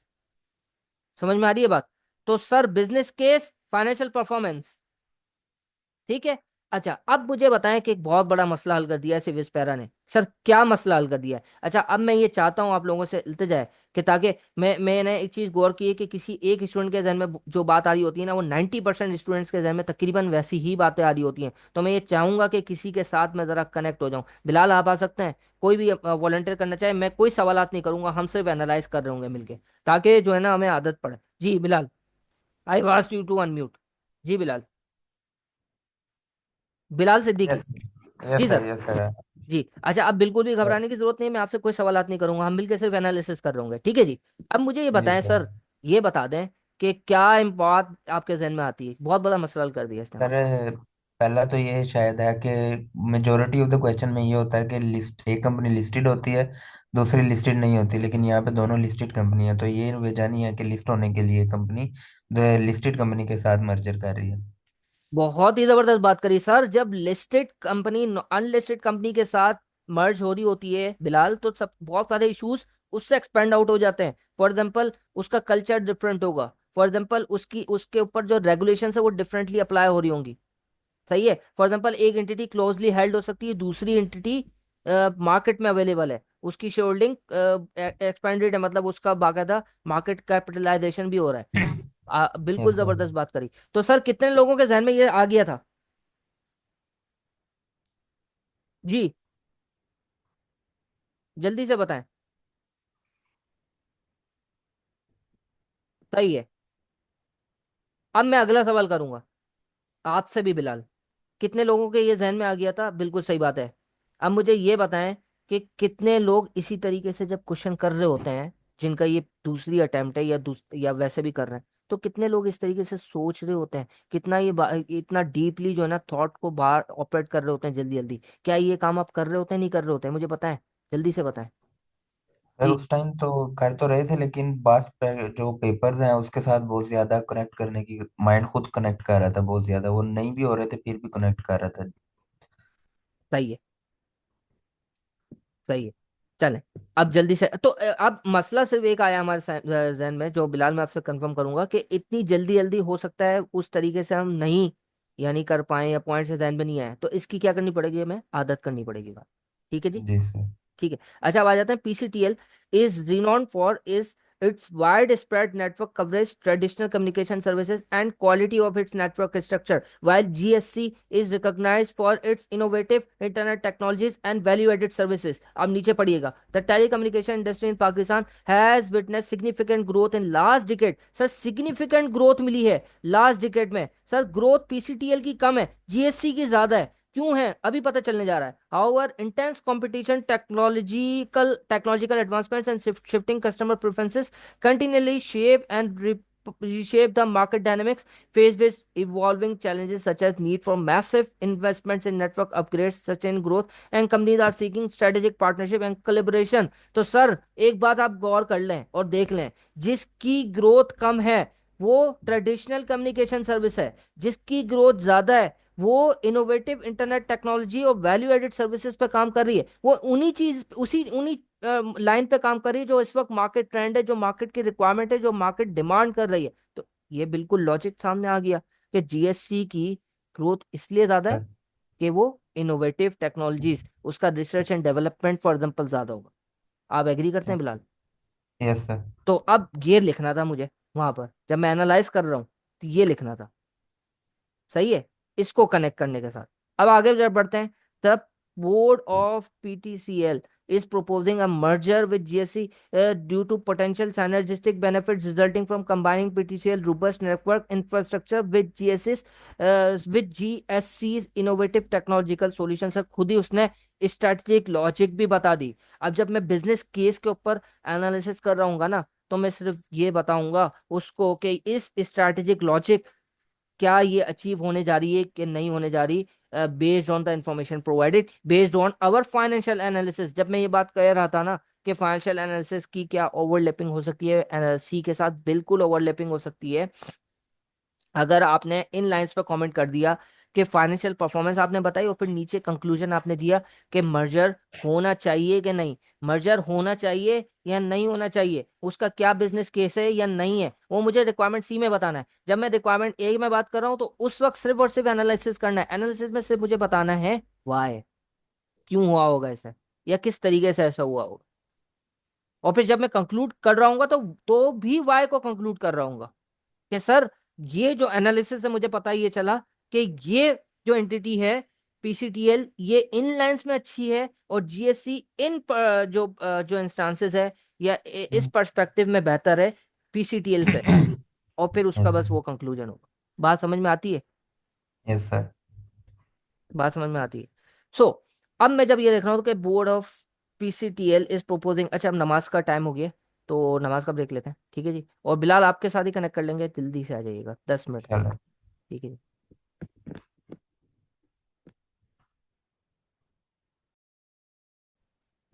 ठीक है। The board of PTCL is प्रोपोजिंग a merger, एक तो हाँ, तो हमारी बात ये हुई थी कि इसने लॉजिक खुद ही बता दिया। अब इसने खुद आगे इसको डिफाइन भी कर रहा है कि इसका क्या मतलब है, कि robust network infrastructure with GSC innovative technologies, आगे ये खुद बता रहा है to generate strategic growth from a joint customer base, delivering a significant competitive advantage in the telecom sector. Competitive advantage क्या होती है यार, ये मेरे बहुत आसानी से मैंने बता दिया था, इसको ज्यादा सोचने की, है टेक्निकली जाने की जरूरत नहीं है। Anything in which you are better to offer to customer, it is actually your competitive advantage. तो इनको कॉम्पिटेटिव एडवांटेज जनरेट करना है सर, कैसे? Advantage by offering comprehensive and advance telecom solution. Comprehensive सब होना चाहिए, जितने भी ऑप्शंस हैं, जिस भी तरीके से टेलीकम्युनिकेशन ऑपरेट कर रही है, जितने ऑप्शंस हैं वो सब होने चाहिए, प्लस एडवांस होने चाहिए। The merger will also streamline operations, reduce cost and enhance service delivery. अब ये जो बात हो रही है, that is actually optimisation of cost, जो हमारी पोस्ट मर्जर साइनर्जीज हैं उसके बारे में बात हो रही है। By combining resources and expertise, research and development capabilities will play a crucial role in innovating in areas like 5G technology and integrated communication solutions। तो ये जो पैरा था, ये इसने हमें बेसिकली स्ट्रैटेजिक लॉजिक पूरी तरीके से समझा दी, जो हमें बता दिया कि भाई ये मर्जर क्यों होने जा रहा है, ये सारे रीजंस उसने बता दिए और किस तरीके से उन्होंने अचीव करना है। अब हमारा जो बिजनेस केस जो जनरेट हो रहा होगा, वो इसी पैरा की बेसिस पर होगा। इसमें जो जो पॉइंट्स बताएं, उसके बारे में जितनी जितनी इंफॉर्मेशन हमारे पास मौजूद होगी, उसको हम बता देंगे कि भाई फॉर एग्जाम्पल आप क्या एडवांस टेलीकॉम सॉल्यूशन वाला ऑप्शन अचीव कर लेंगे। सर नजर आ रहा है अभी प्राइम फेशियली, हमने जो अभी देखा कि जो जीएससी है, it is actually recognise for innovative internet technologies and value added services. और जो अगर कॉम्प्रिहेंसिवनेस की बात करें, तो सर हमने ऊपर देखा कि ट्रेडिशनल और वाइड स्प्रेड कम्युनिकेशन नेटवर्क है। तो दोनों की जो एक्सपर्टीज है, दोनों के जो कॉम्पिटिटिव एडवांटेज है, उसको अगर कंबाइन कर लिया जाए तो एक ऐसी कंपनी होगी जिसका ना सिर्फ वाइड स्प्रेड टेलीकम्युनिकेशन नेटवर्क होगा, कॉम्प्रिहेंसिव नेटवर्क होगा, बल्कि एडवांस ऑप्शंस भी अवेलेबल होंगे। तो प्राइम स्पेशली बस इन चीजों को कनेक्ट करके हमें लिखना है। समझ में आ रहा है बिलाल? यस सर, यानी इसको एज ऑब्जेक्टिव दिखाना है हर पॉइंट में कि ये अचीव हो रहा है कि नहीं हो रहा। बिल्कुल। तो मैंने जैसे आपको अभी करके दिखाया ना कि हमने यही इसको कनेक्ट करना है कि हमें खुद बताया गया है, इट इज एक्चुअली रिकॉग्नाइज। अब ये देखो, अब यहाँ पे ना सवाल आता है, एक चीज हमारे ध्यान में आनी चाहिए और वो फिर इंफॉर्मेशन पर डिपेंड कर रही होगी। वो क्या है बिलाल? बिलाल को जब मैं बात कर रहा हूँ तो इसका मतलब सबसे कर रहा हूँ, ठीक है ना? ये मतलब नहीं कि मैं सिर्फ इन्हीं से कर रहा हूँ और आप सब लोग भी इसी तरह से सोच रहे हो, ठीक है ना? मैं जस्ट कम्युनिकेशन के लिए बात कर रहा हूँ। तो बिलाल बात ये है कि अब यहाँ पे ना एक सही चीज हमें ध्यान में आनी चाहिए कि इसने ये बात लिख तो दी कि recognise for innovative internet technologies. ये चीज डिटरमिन कैसे होगी? ये नंबर्स से पर डिपेंडेंट होगी। इसीलिए मैं कह रहा था कि फाइनेंशियल एनालिसिस जो है ना, वो बेसिकली उसी उसी की बेसिस पर ये हमें पता चल रहा हो, तभी उसका रिस्क है ओवरलैपिंग का। आप बात समझ रहे हैं? Yes sir. क्योंकि ये तो इसने बात लिख दी ना, अब इसको मुझे डिटरमिन भी तो करना है ना। वो एक और एडिशनल मेरा देखना, अब मुझे देखना है कि इन्फॉर्मेशन इसके बारे में है कि नहीं। इफ अच्छा, इसके बारे में क्या इन्फॉर्मेशन हो सकती है कि भाई इनोवेटिव टेक्नोलॉजी ये, या इनोवेटिव इसका ये जो इसने बात की है, recognise for innovative internet technology and value added services. सही है, कैसे डिटरमाइन होगा मैं अभी बताता हूँ करके डिटरमाइन। यहाँ नीचे जाए और हमारे पास देखें इन्फॉर्मेशन क्या क्या मौजूद है। Sir number of telecom customers, base कितनी किसकी बड़ी है, देखें। बेसिक जीएल की। सही है। तो यस एक सर। चीज तो डिटरमिन हो गई कि वाइड स्प्रेड जो टेलीकम्युनिकेशन जो बात वो कह रहा था, तो पीसीटीएल की बिल्कुल वाइड स्प्रेड तो है, ये बात नजर आ रही है कि इसका कस्टमर बेस बहुत बड़ा है। सही है, ये बात इधर से नजर आ रही है। आप एग्री कर रहे हैं बिलाल? Yes sir. ठीक है। अब आ जाते हैं जरा turnover rate, customer turnover rate. इसका three yes point sir. One percent है। इसका कस्टमर उसके जीएससी के मोर लॉयल है। यानी कि ये क्यों लॉयल होंगे? ये लॉयल इस वजह से होंगे कि इस वक्त जो मार्केट ट्रेंड ऑपरेट कर रहा है, एडवांस टेक्नोलॉजी डिमांड की जा रही है, वो जीएससी कर रही है, उसका ये एविडेंस है कि उसने जो स्टेटमेंट दिया है वो ये बिल्कुल सही दिया है, कि इससे नजर भी आ रहा है।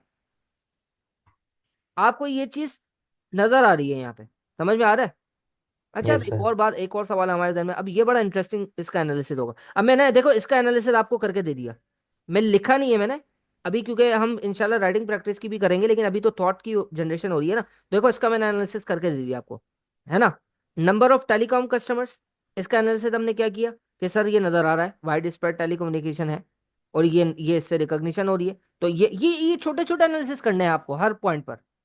सही है। अच्छा, फिर एक और चीज भी हमें करनी होगी, वो मैं एंड में बताऊंगा, कि हमें सेग्रीगेट भी करना है। मतलब हम ऑपरेटिंग प्रॉफिट का एनालिसिस कर रहे हैं, ग्रॉस मार्जिन का एनालिसिस कर रहे हैं, हम अदर ऑपरेटिंग इन्फॉर्मेशन का एनालिसिस कर रहे हैं, हम कस्टमर सेटिस्फैक्शन का तो ये छोटी छोटी हेडिंग्स होंगी और उसके अंदर ये रेशोज होंगे, और हर पॉइंट पे ये छोटे छोटे पॉइंट्स हमें जनरेट करना है। That is actually required in this requirement.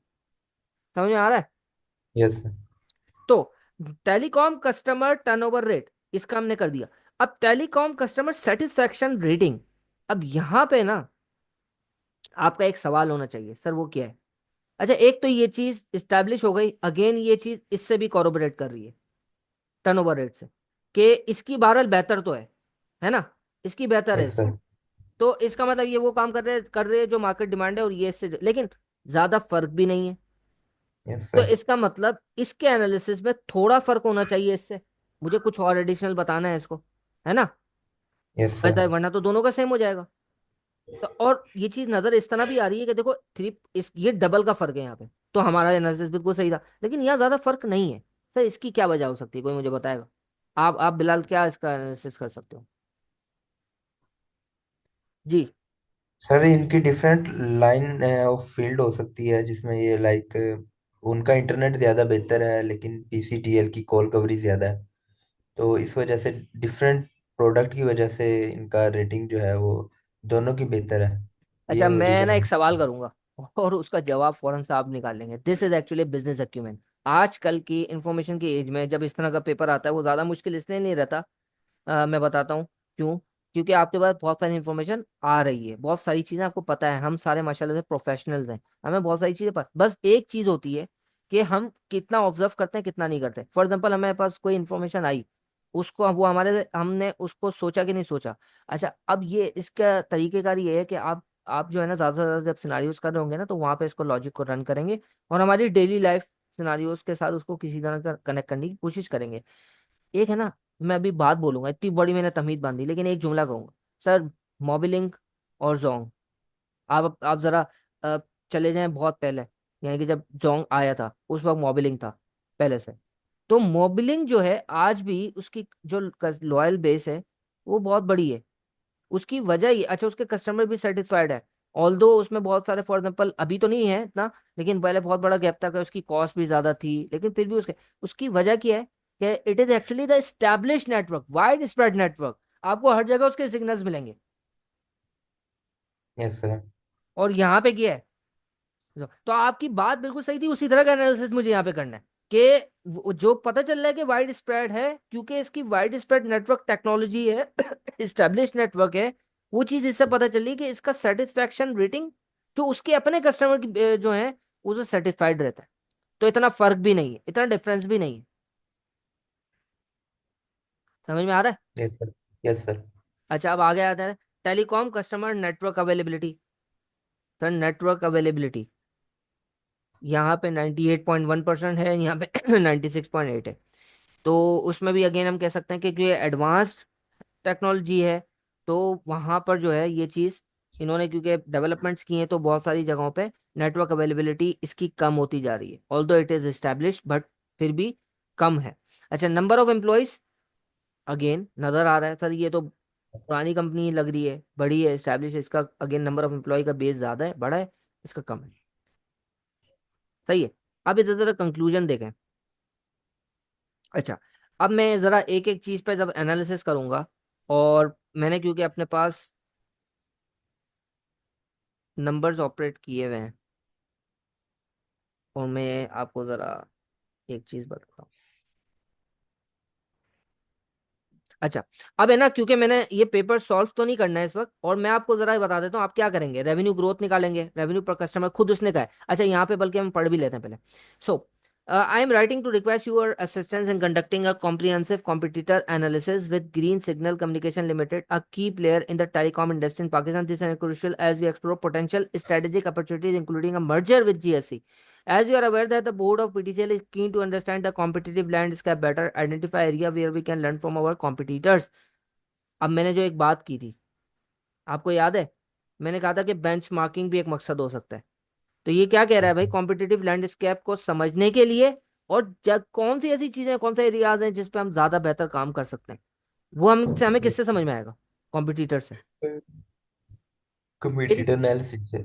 जी, और ये इसने खुद बोल दिया कि अब जब हम रिक्वायरमेंट ए कर रहे हैं ना, तो वहां पे उस हमें जब सोचना है तो मर्जर सिर्फ नहीं सोचना, ये है डिफरेंस। और भी अपॉर्चुनिटीज वो एक्सप्लोर कर रहे हैं। अभी समय हमें सिर्फ कॉम्पिटिटिव लैंडस्केप को समझना है, इसका एनालाइज करना है, एनालिसिस करना है। ठीक है। So GSC has recently exhibited impressive performance indicators in terms of market growth, जो कि नजर आया, profitability, operational efficiency and returns to investor. तो कम से कम हमारे जब आंसर लिखेंगे तो उसमें ये 4 हेडिंग्स तो होनी चाहिए। मार्केट ग्रोथ पे हमें बात करनी है, एक हेडिंग बनानी है, उसके जो रेशो जो जो लिंक्ड कर रहे हैं वहां से मार्केट ग्रोथ पर, उस वो रेशोज को एनालाइज करना है, जो मैं हेडिंग्स की बात नहीं कर रहा था अभी थोड़ी देर पहले। Profitability, operational efficiency and returns. अब ये देखें, ये this is actually I am making an structure in my mind, कि मैं बता रहा हूँ कि जब मैं रिक्वायरमेंट को करने जा रहा हूँ और उसका मुझे समझ में आ गया कि यार किसी ना किसी तरह कैटेगराइजेशन होनी चाहिए, खुद कैटेगरीज उसने बता भी दी है, तो मुझे एटलीस्ट इन पर तो काम करना है जो बताया गया है। दैट इज एक्चुअली जब मैं कहता हूँ ना कि लिंक करो सिनारियोज के साथ, तो वो ये इनडायरेक्टली हमसे मांग रहा है कि ये हेडिंग्स आप बनाओ। समझ में आ रही है बात? Yes sir. So, given these factors, we believe there may be a valuable lesson to be learned from their success. So, to ensure a thorough evaluation, we would like to benchmark GSE performance against our own using the same criteria that we use to assess the PCTS performance. The key performance indicators खुद ही बता दिए। अब ये KPI बता दिए, KPI इसने खुद बता दिए। सही है। केपीएस क्या है? Revenue growth, revenue per customer, revenue पर एम्प्लॉय, एम्प्लॉय कॉस्ट पर रेवेन्यू, यानी कि परसेंटेज आएगी ये, कि जो कॉस्ट है वो रेवेन्यू का कितना परसेंटेज है। एम्प्लॉय कॉस्ट पर एम्प्लॉय का कितना मेरा, यानी कि वो कॉस्ट है। टेलीकॉम कस्टमर टर्नओवर रेट, वो इसने खुद ही निकाल दिया नीचे।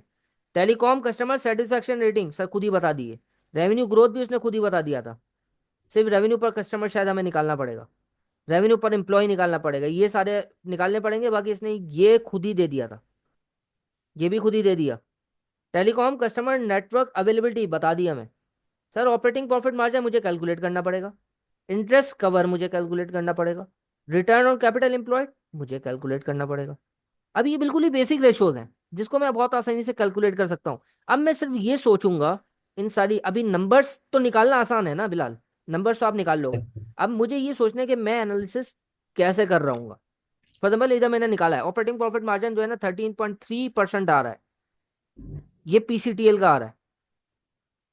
जीएससी का जो है ना वो कम आ रहा है ऑपरेटिंग प्रॉफिट मार्जिन। तो सर इसका मतलब क्या हुआ कि क्योंकि इनोवेटिव टेक्नोलॉजी पे काम कर रहे हैं, सही है, तो हो सकता है कि कॉस्ट एफिशिएंसीज पे इतना ज्यादा फोकस ना हो, क्योंकि जब हम एक्सपेरिमेंटेशन करते हैं, एक्सपेरिमेंट्स कर रहे होते हैं, तो उसमें कॉस्ट इंक्रीज हो जाती। तो that is also also an indicative कि यहाँ पर ऑपरेशनल एफिशिएंसी पीसीटीएल की ज्यादा है, क्योंकि ये स्टैब्लिश्ड है। और क्यों ज्यादा है, एक वजह और भी है इसकी, क्योंकि ये ज्यादा इनोवेटिव नहीं है, ये ट्रेडिशनल टेलीकम्युनिकेशन टेक्नोलॉजी पे काम कर रहे हैं, ट्रेडिशनल जो काम है, जो स्टैंडर्डाइज काम है वो कर रहे हैं। तो जाहिर सी बात है ऑपरेशनल एफिशिएंसी आएगी। ऑपरेशनल एफिशिएंसी तो डिस्टर्ब दो वजह से होती है, एक तो खुद कंपनी इनएफिशिएंट हो, ठीक है, वो इनएफिशिएंटली काम कर रही हो, लेकिन ये यहाँ पे रेलेवेंट नहीं लग रहा क्योंकि इसका रेवेन्यू ग्रोथ भी है, सारी चीजें पॉजिटिव है।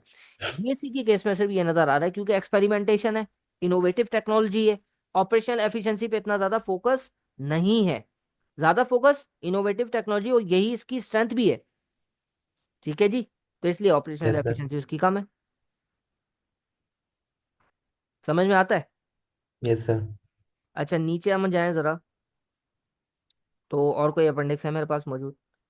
अगर मैं देखूं अपेंडिक्स 3 है assumptions made by board on directors of PCTL for the purpose of an equity valuation of GSC। Heading मुझे खुद बता रही है कि ये that is specific to the particular requirement. जब मुझे वैल्यूएशन करनी होगी तो मैं यहाँ पे आऊंगा, और यहाँ पे सारे नंबर्स हैं, सही है। तो ये हम जो अभी क्वेश्चन कर रहे हैं उससे रेलेवेंट नहीं है रिक्वायरमेंट जो हम कर रहे हैं, सही है। लेकिन हो भी सकती है, हो भी सकती है, बाज़ औक़ात जो है ना इधर से इंफॉर्मेशन को ऐसी होती है, लेकिन in most of the cases हम इसको छोड़ सकते हैं। इसको मैं ना इस तरह हैंडल करने की सजेशन देता हूँ कि यार देखो आप एक रिक्वायरमेंट कर रहे हो ना, अगर आपको एक टारगेटेड कोई एग्जिबिट मिल गया है, तो आप टारगेटेड एग्जिबिट प्लस जो फ्रंट एंड या बैक एंड इन्फॉर्मेशन ऊपर दी गई है क्वेश्चन में उसके थ्रू करो। अगर कोई पॉइंट रह भी गया नीचे, मुझे नीचे से पता चलता है और कोई पॉइंट, तो आप उसको इस दफा इस वक्त तो बहुत आसान हो गया है क्योंकि ये कंप्यूटर बेस्ड है, तो वहां पे आप आराम से जो है ना उसको ऐड करके वहीं पे, क्योंकि अलग अलग सेक्शन ऑलरेडी अवेलेबल है, आप उसको ऐड कर सकते हो बाद में, कोई पॉइंट अगर आ गया ऐसा। समझ रहे मेरी बात? यस।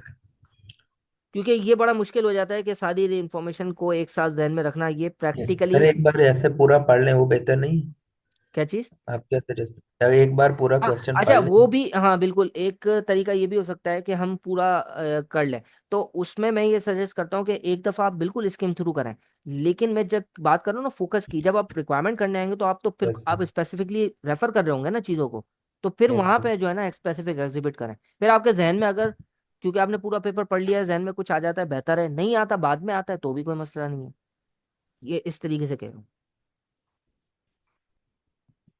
ठीक है जी। Bilal agreed. Yes sir agreed.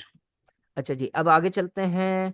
तो अब हम बात कर लेते हैं सर, उसी उन्हीं रेशोज की तरफ चले जाते हैं कि क्या क्या एनालिसिस आ रहा होगा, और हम दोनों तरीके से उसको समझ लेते हैं। सही है जी। अच्छा जी। अच्छा, रेवेन्यू ग्रोथ पे मैंने आपको अच्छे तरीके से बता दिया कि क्या उसमें हो सकता है। ऑपरेटिंग प्रॉफिट मार्जिन सर, और एफिशिएंसीज के ऊपर बात हो गई। सही है।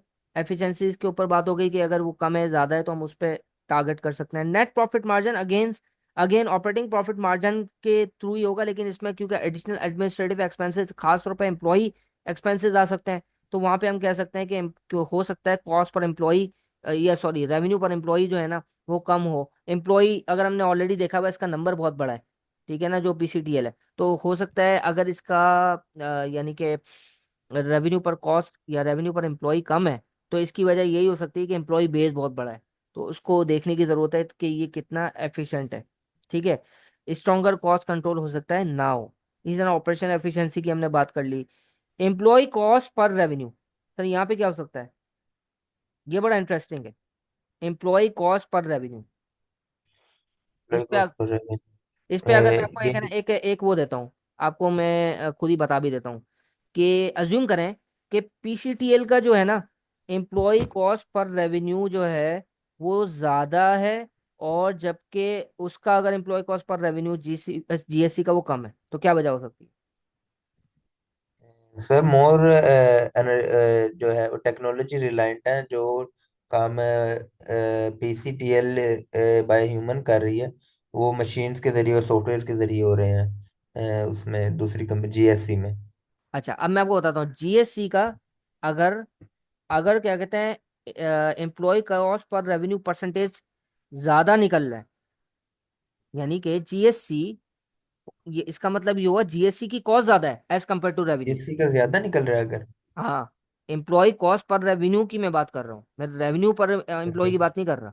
Employ cost okay. Per revenue अगर जीएससी का एम्प्लॉय ज्यादा कॉस्ट निकल रहा है, और जीएससी फिर का ज्यादा निकल, हम्म, तो इसका मतलब ये है कि जो जीएससी के एम्प्लॉयज हैं वो ज्यादा टेक्निकल बेस्ड हैं, ये बिल्कुल रीजन हो सकती है। बिल्कुल, क्यों? क्योंकि इसकी पॉलिसी है इनोवेटिव टेक्नोलॉजी की। समझ यस में आता सर। है कुछ? Yes sir. सही है। अच्छा, अब हमारी हेडिंग्स कौन कौन सी बनेगी? रेवेन्यू ग्रोथ की एक हेडिंग बन जाएगी, एक ऑपरेटिंग प्रॉफिट मार्जिन की हेडिंग बन जाएगी, एक ऑपरेशनल एफिशिएंसी की बन जाएगी जिसमें रेवेन्यू पर एम्प्लॉय और एम्प्लॉय कॉस्ट पर एम्प्लॉय सॉरी एम्प्लॉय कॉस्ट पर रेवेन्यू आ जाएगा।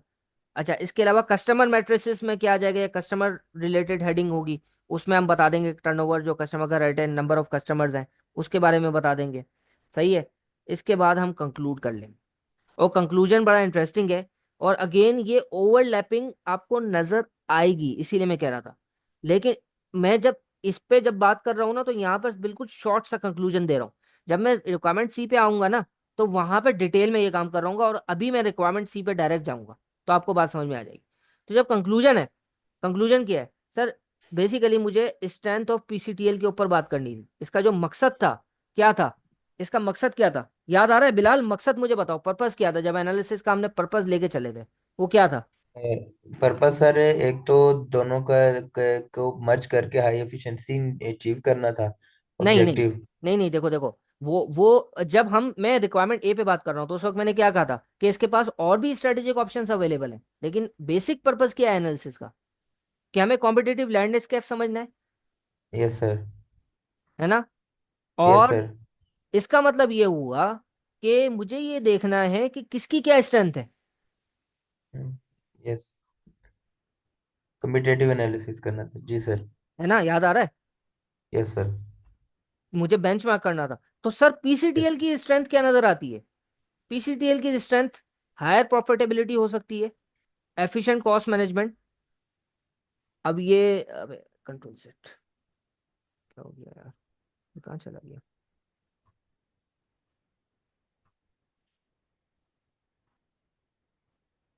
अच्छा नीचे चला गया वो, सही है।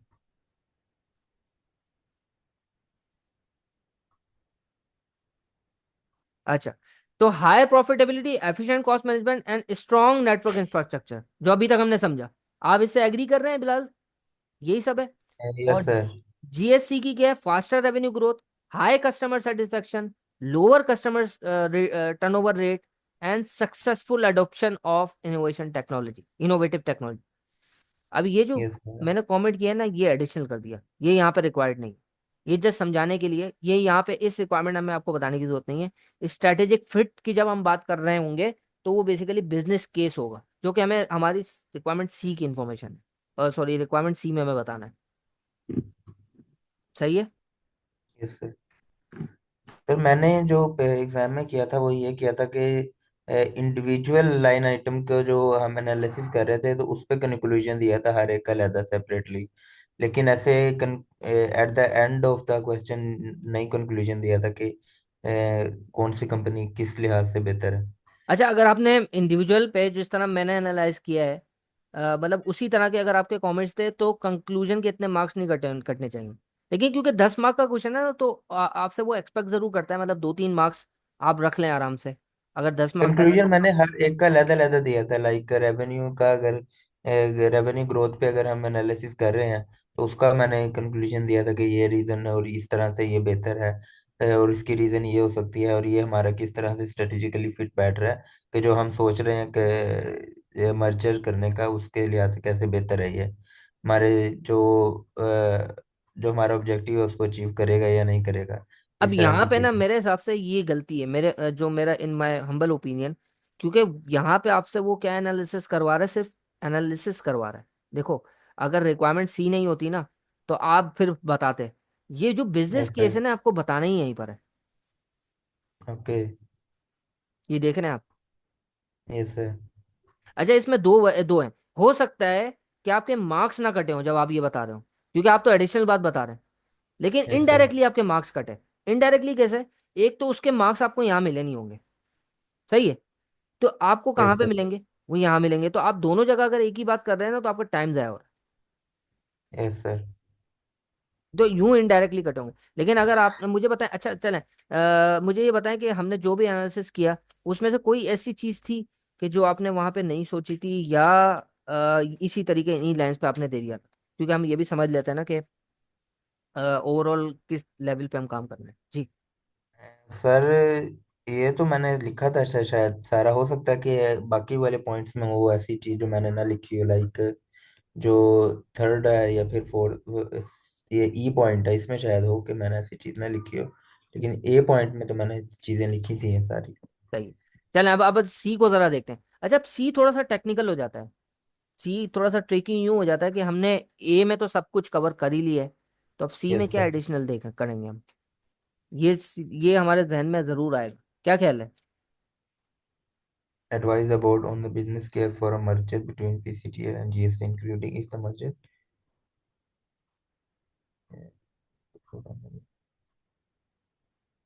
यस सर आ सकता है। तो अब मुझे बताएं, आप मुझे ये जरा सोचें, और जितना आपके जहन में आ रहा है मुझे बताएं कि किन लाइंस पर मैं आंसर इसका ले जा सकता हूँ जी। सर इसमें हम वो जो 3 लाइन का एनालिसिस करते थे, अब उसमें हम सुइटेबिलिटी, एक्सेप्टेबिलिटी और फिजिबिलिटी लेके आते थे। सही और है। उस उसमें हम एनालिसिस करते थे कि ये हमारे लिए सुइटेबल है, फिजिबल है ये और एक्सेप्टेबल होगा कि नहीं। तो अच्छा। उसमें हम सुइटेबल में हम बताते थे कि ये जो है वो लाइक जो डिमांड है वो न्यू कस्टमर्स की न्यू लेटेस्ट डिमांड है उसको पूरा कर रहा है। और ये बाकी जो पॉइंट्स हमने उठाए थे फाइनेंशियल एनालिसिस में, उसे हम बताते हैं कि किस तरह से ये जो हमारे लिए फिजिबल है। और एक्सेप्टेबिलिटी में हम बताते हैं कि ऑलरेडी बोर्ड भी कंसीडर कर रहा है इसको, चीज़ों को, कि हमें करना चाहिए इसको। और ऑप्शन जो बाकी पहले भी कुछ कंपनीज ने इसी तरह से ग्रो किया है इन पास्ट, ये इसमें लिखा हुआ है पहले ना सही है। इंफॉर्मेशन में, सही है। कि अच्छा। पहले कुछ कंपनियों ने इस तरह से ग्रो किया है कि एक कंपनी है जो मोर एसेट बेस्ड कंपनी थी, और उसका जो डाइवर्सिफाइड नेटवर्क था। और ये न्यू कंपनी जो आई है टेक्नोलॉजी को लेकर, टेक्नोलॉजी इनोवेशन को लेकर, उन्होंने पहले भी कंबाइन किया और वो ग्रो किए हैं, तो इसकी वजह से भी एक्सेप्टेबल होगा इस तरह की बात। सही है। अच्छा, अब ये देखें। अब आपको है ना, ये यहाँ पे इसका आंसर उसने दे दिया है कि दो रिक्वायरमेंट में क्या डिफरेंट वो मांग रहा है। रिक्वायरमेंट ए और बी में, सॉरी ए और सी में। अच्छा, मैं आपको एक और बात बताऊं, ए और सी दोनों ही जो है वो अपेंडिक्स 1 2 और बैक एंड यानी कि यहाँ पे जो इन्फॉर्मेशन दी गई है उससे जनरेट होगा। ठीक है, यहाँ तक आप मेरे साथ हो? Yes sir. ठीक है। अच्छा, अब ये देखो जरा, इसको गौर से पढ़ो। पढ़ो और जोर से पढ़ें, Bilal. The objective of this analysis is twofold. Firstly, to gain a deeper understanding of GSC's performance relative to PCTL, ये पहली पॉइंट हो गया, and secondly to assess whether GSC could be a suitable strategic fit for a potential merger. Your recommendation both on based on this analysis will be crucial in guiding our discussion with GSC and the board decision making process. कितने लोग ऐसे हैं कि जिनको ये बात समझ में आ गई कि सर रिक्वायरमेंट ए क्या है और रिक्वायरमेंट सी यहाँ पे क्या बताया गया है? जी, जल्दी से बताएं। जी सर। जी लुकमान, या बाकी सब? पहले में सर जी आई थिंक कि ये है कि हमने सिर्फ उसका कम्पिटिटिव एनालिसिस करना है दो कंपनियों का, कि कौन सी कंपनी किस लिहाज से बेहतर है। लेकिन उसको कोई भी इस तरह से नहीं करना कि ये एनालिसिस करने अगर हम इसको मर्ज करते हैं तो क्या फायदा होगा। लेकिन दूसरे में हमने जो है वो मर्जर की तरफ जाना है और उसके ऊपर रिकमेंडेशन देनी है। बिल्कुल सही बात है। यानी कि देखें आपने कितनी जबरदस्त तरीके से एनालिसिस किया। और अब ये जो है ना, इसको इतना ही डीप हमें एग्जाम में भी सोचना है बिलाल। Yes sir. और ये ट्रिकी ये चीज है असल, जो हमें सीखनी है। और ये किससे आएगी? प्रैक्टिस से आएगी। तो बिलाल, आपने इस तरीके से एग्जाम में, मैं बार बार इसलिए रेफर कर रहा हूँ कि ये एक चीज हमारे जहन में आए और समझ में आए कि क्या कहाँ पे हम लैग कर रहे हैं। तो क्या आपने यहाँ से ये चीज इस क्लैरिटी से समझी थी कि रिक्वायरमेंट नो ए और सर। सी कितनी क्या डिफरेंट है? नो सर, ये नहीं मैंने समझा। तो दैट इज एक्चुअली, अब यहाँ पे देखें, हमें इसने खुद ही बता दिया, सारी चीजें खुद बता दी। Deeper understanding of GSC performance related to PCTL, जो हम ये नहीं कर रहे थे कि भाई आपने भी ये काम किया लेकिन आपको पता नहीं था कि क्यों किया। आपने क्या किया? यही काम किया कि आप समझ रहे थे कि रेवेन्यू इसका ज्यादा है, इसका कम है, क्यों, क्या रीजन है, क्या वजह हो सकती है। सही है। तो ये क्या बोल रहा यस सर। है? डीपर अंडरस्टैंडिंग, हमें समझना है कि ऐसा क्यों है, क्या क्या वजह है कि दोनों की परफॉर्मेंस कहाँ कहाँ डिफर कर रही है। पहले तो ये आइडेंटिफाई करना है, और क्यों कर रही है यस फिर हमें ये बताना है, ये एनालाइज करना है, और फिर उसका कंक्लूजन देना है कि ये भाई, ये कंपनी, आपके पास दो कंपनीज हैं, ये इसमें अच्छी है, ये इन एरियाज में अच्छी है, ये इन एरियाज में इसको स्ट्रेंथ हासिल करने की जरूरत है, इनको इन एरियाज में स्ट्रेंथ है। यहां तक आपका हो गया रिक्वायरमेंट ए। जब रिक्वायरमेंट सी पे आएंगे, तो वहां बाकायदा जब बात हो रही होगी, आपने बिल्कुल आइडेंटिफाई करेक्ट किया कि हम सैफ का मॉडल यूज करेंगे, सुटेबिलिटी। और इसने बार बार सैफ का मॉडल खुद यूज कर रहा है ये। बताओ कैसे? जब ये बात करता है ना स्ट्रेटेजिक फिट की, तो ये सुटेबिलिटी की बात कर रहा है। जब ये बात यस कर सर। रहा है ना कि मेरा शेयर फॉर शेयर एक्सचेंज जो है, इसने क्या रिक्वायरमेंट में खुद डाला है ना, share for share exchange yes वाली सर। बात कहाँ पर है? रिक्वायरमेंट में क्या लिखा उसमें है? उसने अगर शेयर फॉर शेयर कर लें तो बेहतर होगा क्या? Including if merger should proceed on the propose. तो ये यस। एक्सेप्टेबिलिटी है। Yes sir. सही है। और जब ये यस बात सर। कर रहे हैं ना कि फाइनेंशियल परफॉर्मेंस पे, हम जाहिर सी बात है ये पूरा हमारा जो है ना बेस होगा। सही है, जो यस हम सर। ऊपर एनालाइज कर चुके हैं, that is actually the feasibility. अब बात यस समझ में आ सर। रही है? Yes sir. तो अब हम जरा उन एरियाज पे काम कर लेते हैं। अच्छा, अब क्योंकि है तो यही, मैंने अभी इस वक्त ना आपको, मैं वर्ड फाइल ओपन कर लेते हैं हम। और ज़रा आइडेंटिफाई करते हैं पॉइंट्स, ठीक है, हम मिलकर, कि कहाँ कौन कौन से एरियाज हैं जिन पे काम करने की ज़रूरत है। और सॉरी, मतलब जो बिजनेस केस डेवलप करने के लिए हमें पॉइंट्स सोचने हैं, और फिर मैं आपको वर्बली बताऊंगा कि हमें इसको किस तरीके से सोचना है।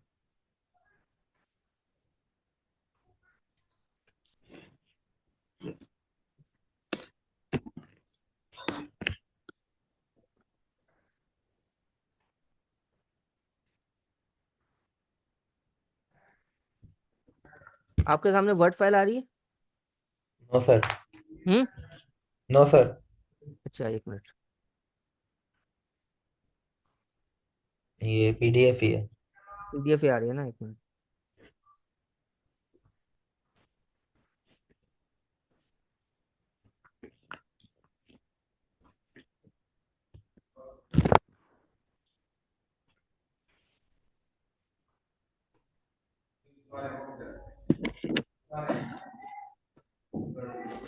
आवाज बंद कर लें यार प्लीज। ब्लैंक पेज नजर आ रहा है? ब्लैंक पेज नजर आ रहा है बिलाल?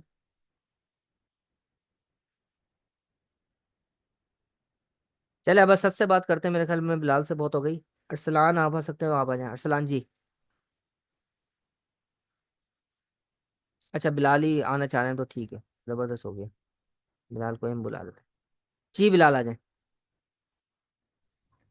मुझे लगा सर आपने मुझे कहा था कि अनम्यूट करो, तो इसलिए मैं म्यूट ठीक है, करो इस वजह से किया था। ठीक है, ठीक है। अच्छा, अब हम स्टार्ट करते हैं कि अब कहाँ पे। अच्छा, सबसे पहला जो हमारा सुटेबिलिटी वाला जो पॉइंट होगा, उसमें क्या लिख सकते हैं हम? Innovation. Innovation and network network infrastructure. Available. सही है। अब यहाँ पे हम यस कौन सर। कौन से पॉइंट्स आइडेंटिफाई करते हैं? पीसीटीएल का वाइड स्प्रेड नेटवर्क है, यस सर।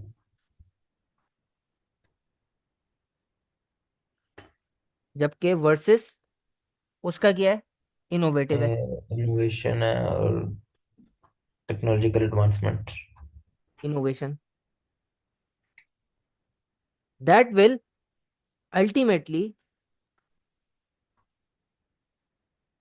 इंक्रीज और वाइडन कस्टमर बेस। बस इतनी सी बात लिखनी है। इनोवेशन और नेटवर्क, जाहिर सी बात है, ये नेट मेरा पूरा सेंटेंस का स्ट्रक्चर नहीं है, लेकिन आपको सेंटेंस बना के ये लिखना है पॉइंट। सही है। Yes sir. दूसरा क्या है? दूसरा पॉइंट क्या हो सकता है? Sir synergies. Yes sir. Synergies में क्या होगा? साइनर्जीज में उसने खुद ही बताया था, और हमें ये उधर रेशो से पता भी चल रहा है कि साइनर्जीज में ये हो सकता है, हमारी सबसे पहले ऑपरेशनल एफिशिएंसी इंक्रीज हो जाएगी। सही है। Yes sir. क्योंकि एक की उसकी ज़्यादा थी, अच्छी थी पीटीसीएल की, जब हम कंबाइन करेंगे तो ऑपरेशनल एफिशिएंसी जो उससे लर्न करके एसजीसी पे भी अप्लाई की जा सकती है, तो इन्हांस एप्लीकेशन। इसके अलावा reduced reduced duplication of reduced duplication. क्या ख्याल है? Yes sir. क्योंकि specifically, for example, specifically, for example, R&D। सही है। Yes sir. लेकिन सर रिसर्च एंड डेवलपमेंट दोनों कंपनियों का डिफरेंट नहीं होगा अभी भी? लाइक उनका जो है वो वाइड स्प्रेड नेटवर्क पे है और इनका इनोवेशन है। ऑब्जेक्टिव और क्या है? इनोवेशन। ऑब्जेक्ट। Yes sir. और इनोवेशन जो है वो इस पे काम कर रहा है ऑलरेडी जीएससी, और वो यस ट्रेडिशनल सर। नेटवर्क पे काम कर रहा है, तो रिसर्च एंड डेवलपमेंट डिपार्टमेंट ज्यादा स्ट्रेंथफुल किसका होगा? जो इनोवेशन पे काम कर रही है बस जीएससी। तो हमें उसको इमिटेट करना पड़ेगा, वो हमारे लिए भी, मतलब वो पीसीटीएल जब कंबाइन होगी उसके साथ, तो ये जो R&D की जो कैपेसिटी है, वो वाइड स्प्रेड नेटवर्क इंफ्रास्ट्रक्चर के साथ मिलकर एक सिनर्जी क्रिएट कर लेगी। Yes sir. सही है। अच्छा, जब ये काम हम करेंगे, वो इसने आइडेंटिफाई जब हमें करना है ना, तो इसने एक चीज बताई थी, फॉर एग्जांपल याद करें। For example R&D to achieve 5G technology. याद है उसने बताई थी। Yes sir. और ये वाला, आप मुझे बताएं कितना लाइव है ये चीज। मतलब अभी ये चल रहा है ये, यानी कि मार्केट में कि 5G टेक्नोलॉजी आ जाए। अग्री। और यस इसने सर। ये उस पर ही टारगेट किया। सही है। अच्छा, इसके यस अलावा सर। सिनर्जी क्या हो सकती है सर? कस्टमर बेस की एक्सपेंशन। यस सर, दोनों को मिला के कस्टमर इंक्रीज हो जाएंगे। एक तो इंक्रीज हो जाएंगे, और फिर क्रॉस सेलिंग या क्रॉस बाउंड्री। आपको पता है ना, क्रॉस सेलिंग का एक कॉन्सेप्ट होता है। Yes sir. Cross selling opportunities होंगी। क्या ख्याल है? उससे कस्टमर बेस मेरा इंक्रीज हो जाएगा, तो ये कस्टमर बेस की मेरी साइनर्जिस्टिक बेनिफिट हो गए। सही है। R&D कोलैबोरेशन ऑलरेडी मैं इसमें जिक्र कर चुका हूँ। सही है। Yes sir. अच्छा, मार्केट पोजीशनिंग मेरी बहुत अच्छी हो जाएगी। मार्केट पोजीशनिंग ये कैसे बेहतर हो जाएगी जी? बताएं। मार्केट पोजीशनिंग सर ऐसे कि जो जीएससी है उसके पास तो इनोवेशन तो है, लेकिन वाइड स्प्रेड नेटवर्क नहीं है। हम्म। लाइक वो हर जगह पे अवेलेबल नहीं है। और पीसीटीएल के पास से वाइड स्प्रेड नेटवर्क तो है, लेकिन वो इनोवेटिव प्रोडक्ट्स नहीं है जो डिमांड कर रही है मार्केट। तो जब ये कंबाइन होंगे तो जो इनोवेशन वाली प्रोडक्ट्स हैं वो वाइडली स्प्रेड अवेलेबल होंगी कस्टमर्स को।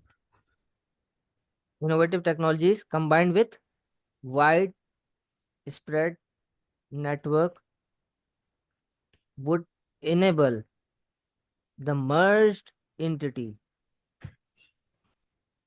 to achieve the position, the offering position aligned with latest market trends,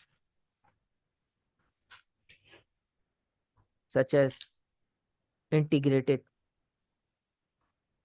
solution that too with wide spread and traditional networking capabilities। सही बात है ये। Yes sir. ये लिखना है बस आपने।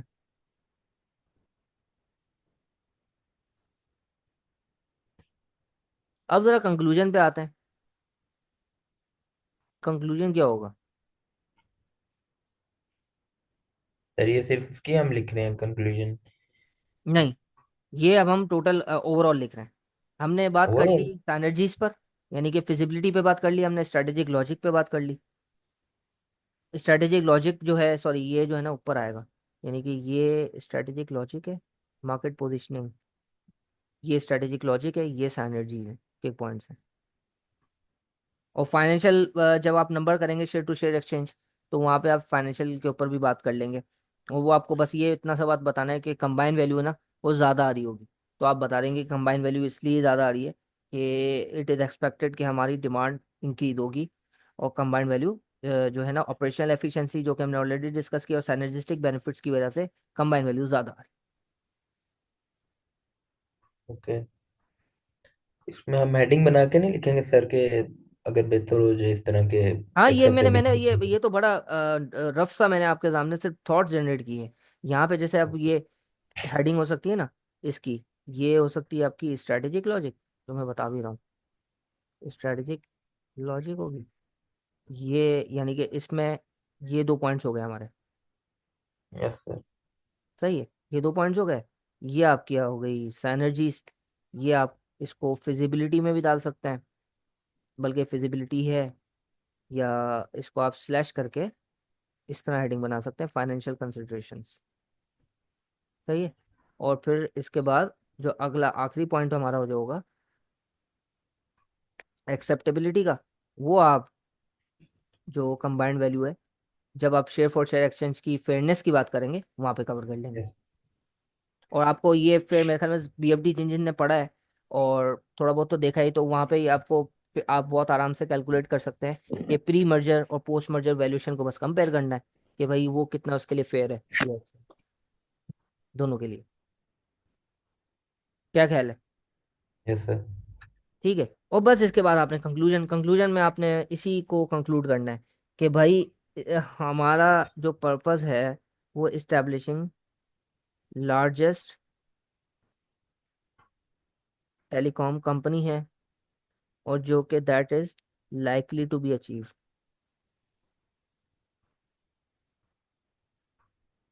तो क्यों अचीव है तो आप उसको बता देंगे, likely to be due to the fact that it has strategic logic. सही है। स्ट्रेटेजिक लॉजिक ऑफ कंबाइनिंग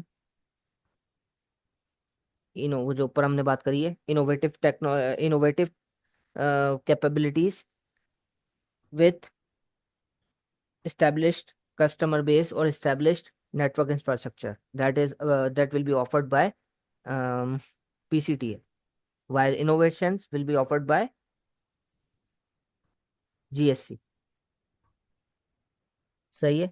तो हमारी अगर हम इसमें बात करें तो दो तीन पॉइंट्स आएंगे। लार्जेस्ट, इम्प्रूविंग ऑपरेशनल एफिशिएंसी और प्रॉफिटेबिलिटी, यहाँ पे ये इम्प्रूव भी हो रही है। Improving operational and efficiency, operational efficiency and profitability. सही है। Yes sir. अच्छा, अब इसके बाद यहाँ पे हम क्लोज कर देंगे। एक और बस इसमें चीज़ होती है ऐड करने की, उसके थोड़े बहुत मार्क्स होते हैं, और ये याद रखिएगा, थोड़ा सा भी अगर उस पर कमेंट करते हैं तो अच्छे मार्क्स मिल जाते हैं। कि आप ये बता दें कि हाउवर, जब भी कंक्लूजन करना है ना उसमें बताना है कि भाई सक्सेसफुल जो मर्जर है, सक्सेसफुल मर्जर है वो डिपेंडेंट किन चीज़ों पर है। अब ये जर्नल आप सोच सकते हैं डिपेंडेंट ऑन किस पे होगा। इफेक्टिव निगोशिएशन, ठीक है, clear communication of the merger objective, yes ये लिख सर। सकते हैं, clear, clear communication of merger objectives. सही है। और क्या बताया था मैंने अभी, और क्या बताया था, इफेक्टिव निगोशिएशन। हम्म।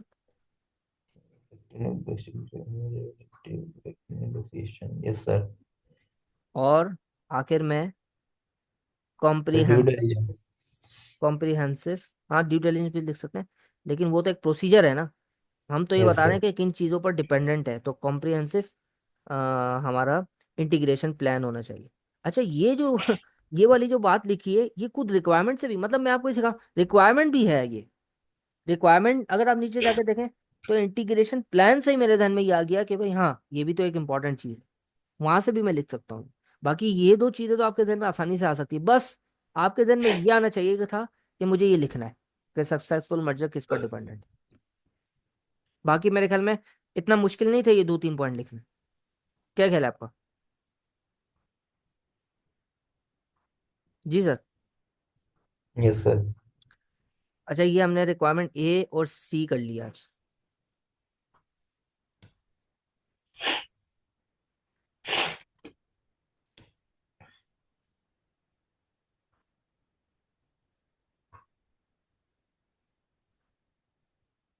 अच्छा, रिक्वायरमेंट एफ डिस्कस कर लेते हैं डायरेक्ट और फिर आज क्लोज करते हैं। रिक्वायरमेंट एफ में बिलाल उसने खुद बताया कि आपको किन किन चीजों पे बात करनी है। Business continuity planning, sir business continuity planning पे कोई एक पॉइंट बता सकते हैं अगर बता दें सर तो। ये पीडीएफ आपका वर्ड आ रहा है। अच्छा अच्छा, सॉरी यार, स्क्रीन शेयर कर देता हूँ मैं। जी, ये रिक्वायरमेंट आपके सामने नजर आ गई। Prepare a high-level merger integration plan for PCTL and GC that will manage power.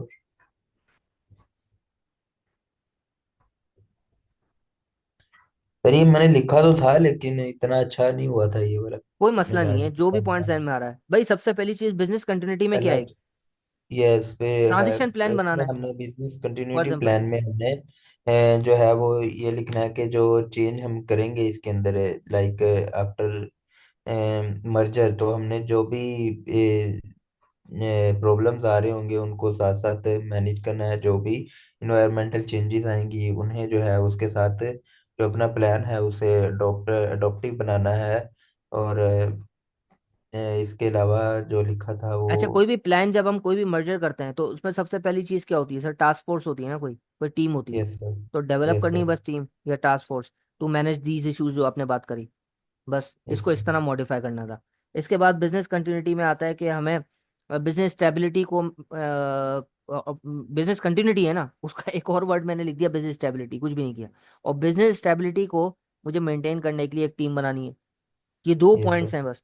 इसके बाद एक तीसरा पॉइंट, जो आपने खुद बताया कि अभी क्योंकि ये कंटिंजेंट है, मतलब हमें नहीं पता होता कि इसकी क्या होती है। आपको अक्सर वर्ड सुना होगा कंटिजेंसी प्लानिंग। तो हमें कंटिजेंसी प्लानिंग डेवलप करनी है।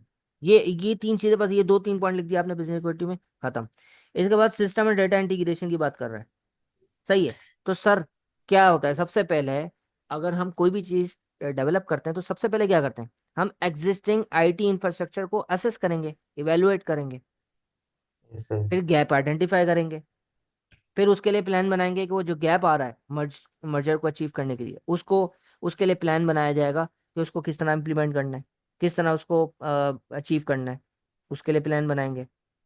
सही है। एक एक यानी कि हमारा रोड मैप या आईटी इंफ्रास्ट्रक्चर प्लान होगा। सही है।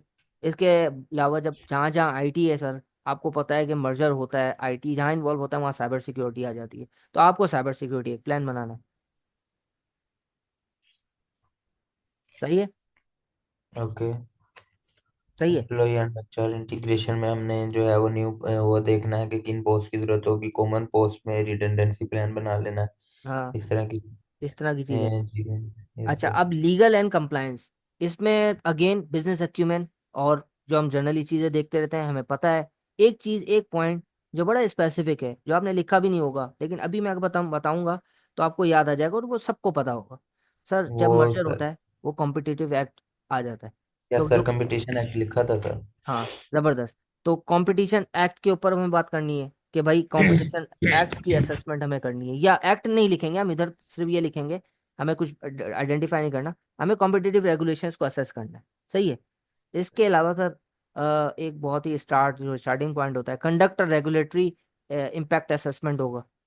इम्पैक्ट असेसमेंट को असेस करेंगे, डिटरमिन करेंगे, और फिर उस पर प्लान डेवलप करेंगे कि किस तरह हमें कंप्लायंस करनी है, both from the perspective of telecom industry, क्योंकि ये टेलीकॉम इंडस्ट्री रेगुलेटेड हो सकती है। इसको असेस करना है। सही है। इसके अलावा लॉज एंड रेगुलेशन में सर इसके बाद बहुत ही आसान एक बात है सर, कॉन्ट्रेक्चुअल ऑब्लिगेशंस को असेस करना है, एड्रेस करना है। उसके लिए जो है ना, हमें प्रॉपर प्लान बनाना है। और वो कॉन्ट्रेक्चुअल ऑब्लिगेशंस जब मर्ज हो जाएंगी एंटिटीज के आपस में, तो कस्टमर कॉन्ट्रैक्ट्स होंगे, सप्लायर्स कॉन्ट्रैक्ट्स होंगे, हमारे लोन के कॉन्ट्रैक्ट्स होंगे, उनके ऊपर एक इम्पैक्ट असेसमेंट करनी है, प्लान करनी है। हम्म। और laws and regulation, sorry, contractual obligation related to merger, जो बिटवीन पीसीटीएल और जीएससी होगा, उसके लिए वो प्लानिंग करनी है, उसको डेवलप करना है। समझ में आ रहा है? Yes sir. अब ब्रांडिंग है ना, ये मैं कहता हूँ वन ऑफ, जो इसमें सबसे ज्यादा स्पेसिफिक और टारगेटेड जो चीज है, जो कि कॉन्सेप्ट से हमें मिलेगा, वो ब्रांडिंग है। जो चैप्टर 5 में हम जब ब्रांडिंग करते हैं तो ब्रांडिंग क्या है, अब यहाँ पे एक सबसे बड़ा क्या डिफरेंस आएगा। पहले दो अलग अलग ब्रांड्स थे, दोनों की अलग अलग यस सर। स्ट्रेटेजीज थी, अब उनको सिंपल ये करना पड़ेगा, यूनिफाई और इंटीग्रेट करना पड़ेगा। तो हमें बस ये बात लिखनी है कि इसको प्लान करना है। सही है। Yes sir. हम्म। और लीडरशिप और गवर्नेंस में क्या लिखेंगे सर? मैं बता दूं एक एक करके। इसके बाद लॉन्च एंड इसके बाद एक और काम हम कर सकते हैं। एक चीज मेरे जहन में आ रही थी, एक चीज। हाँ, हाँ, हाँ, हाँ। ये बड़ा इंपॉर्टेंट होता है कि मर्जर के बाद ना हमें ये भी असेस करना है और प्लान करना है, उसके लिए रिसर्च भी करनी पड़ेगी, कि कस्टमर्स का क्या सेंटिमेंट होगा, या कस्टमर का क्या उस पर रिएक्शन आएगा। तो उसको देखना है। मर्ज मर्ज एंटिटीज हो जाएंगी ना, तो ये भी ब्रांड का एक यस सर। पॉइंट है, ब्रांडिंग का। सही है। एक और इम्पॉर्टेंट बात है कि मर्जर जब होने जा रहा है ना, तो आपने देखा होगा जब भी फॉर एग्जांपल नेम चेंज होता है या डिजाइन चेंज होता है प्रोडक्ट का, इवन पैकेजिंग का भी चेंज होता है डिजाइन, तो वो बाकायदा एडवर्टाइज किया जाता है। तो मर्जर को भी हमें बाकायदा कम्युनिकेशन करनी पड़ेगी, इंटरनल कम्युनिकेशन भी प्लान करनी पड़ेगी within the organisation, throughout the organisation, कि उसका ज़्यादा इम्पैक्ट भी ना एम्प्लॉयज़ की यानी कि सेंस ऑफ सिक्योरिटी पर, और external communication through advertisements and promotions वो भी करनी पड़ेगी, वो लॉन्च करनी पड़ेगी। ये भी ब्रांडिंग का पॉइंट है। क्या ख्याल है? Yes sir. अच्छा, लीडरशिप गवर्नेंस। सर ये बहुत ही यानी कि पहला पॉइंट तो बिल्कुल आसान है कि हमें क्लियरली आइडेंटिफाई करने पड़ेंगे लीडरशिप रोल्स। फॉर एग्जांपल एक बंदा, दोनों कंपनीज के सीईओज हैं, तो वो हमें आइडेंटिफाई करना पड़ेगा कि we have to define the clear leadership roles and decision making authority. इसको सबसे पहले डिजाइन करना पड़ेगा कि भाई इंटीग्रेशन के बाद, post integration and pre integration, किसके पास क्या अथॉरिटी है, तो डेवलप करनी पड़ेगी authority lines and decision making authority and leadership role. सही है। Yes sir. इसके बाद इस तरह की जो भी जब होती है, तो जो एक्टिविटी होती है, तो आपको पता है कि एक कमेटी जो है ना बनाई जाती है। तो एक बोर्ड लेवल पे कमेटी बनानी पड़ेगी जिसके मेंबर्स, और अगेन उसके भी जो क्लियर मैंडेट और रोल्स एंड रिस्पॉन्सिबिलिटीज वहाँ पे भी डिफाइन होंगी उस लेवल पे भी। और वो कमेटी बेसिकली इस पूरे जो स्ट्रेटजी है, इस एक्टिविटी इसको ड्राइव या हेड कर रही हो, लीड कर रही होगी। ठीक है। Yes sir. एक और काम बस बोर्ड लेवल पे होना चाहिए, और वो होना चाहिए कि क्लियरली केपीआईज डिजाइन करने पड़ेंगे, क्लियरली एक्सप्लिसिट केपीआईज होने चाहिए। लेकिन अगर केपीआई का जहन में आपका पॉइंट नहीं भी आता, तो ये दो मैंने आपको पॉइंट बताया ना, दो तीन, वो भी कर ले तो बहुत है। सही है। जी सर। तो इस तरह से आपने पॉइंट्स बस बताने होंगे। समझ में आती है बात? Yes sir. अच्छा, अब ये मुश्किल, अब बिलाल ये जो पॉइंट एफ है, इस पे हमने काफी टारगेटेड चीजें लिखी, और आपने गौर किया होगा कि सब जर्नल पॉइंट्स थे। जब जो जर्नली मुझे सोचने चाहिए कि मर्जर के बाद क्या हो रहा होगा, सिस्टम के साथ क्या हो रहा होगा, और वो बहुत आसानी से डेवलप कर सकता हूँ सिर्फ और सिर्फ अगर मैं इंडिपेंडेंटली सोचूं। Yes sir. ठीक है जी। किसी का कोई सवाल? हमने तीन रिक्वायरमेंट्स बड़ी डिटेल में आप लोगों के साथ डिस्कस की हैं। किसी को कोई सवाल है तो यहीं पे हम ऑफ करते हैं आज, और फिर क्वेश्चन 2 और 3 जो है ना, वो अगर सर साउथ का प्लान है कि वो कल लेते हैं, और कोशिश करूंगा कि मैं क्वेश्चन 2 और 3 कल इसको कवर कर लूँ। 1 डेढ़ घंटा लगा के हम टू एटलीस्ट कवर कर लेंगे। ठीक है जी। किसी को कोई सवाल है?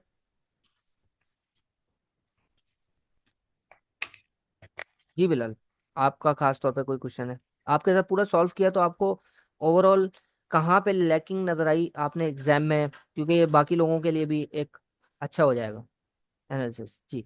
ओवरऑल आप अगर कुछ बताना चाहें कि कहाँ पे लैकिंग नजर आई, खास तौर पे इस क्वेश्चन में, सर ये जो एक तो तीन। मेरा जो फाइनेंशियल परफॉर्मेंस में था उसमें लैग था कि मैं उसको मर्जर के साथ बहुत ज़्यादा रिलेट कर रहा था, हालांकि हमें जो है वो एक उसको सिर्फ दो कंपनीज का जो है वो एनालाइज करना था कि कौन सी कंपनी किस एरिया में बेहतर परफॉर्म कर रही है।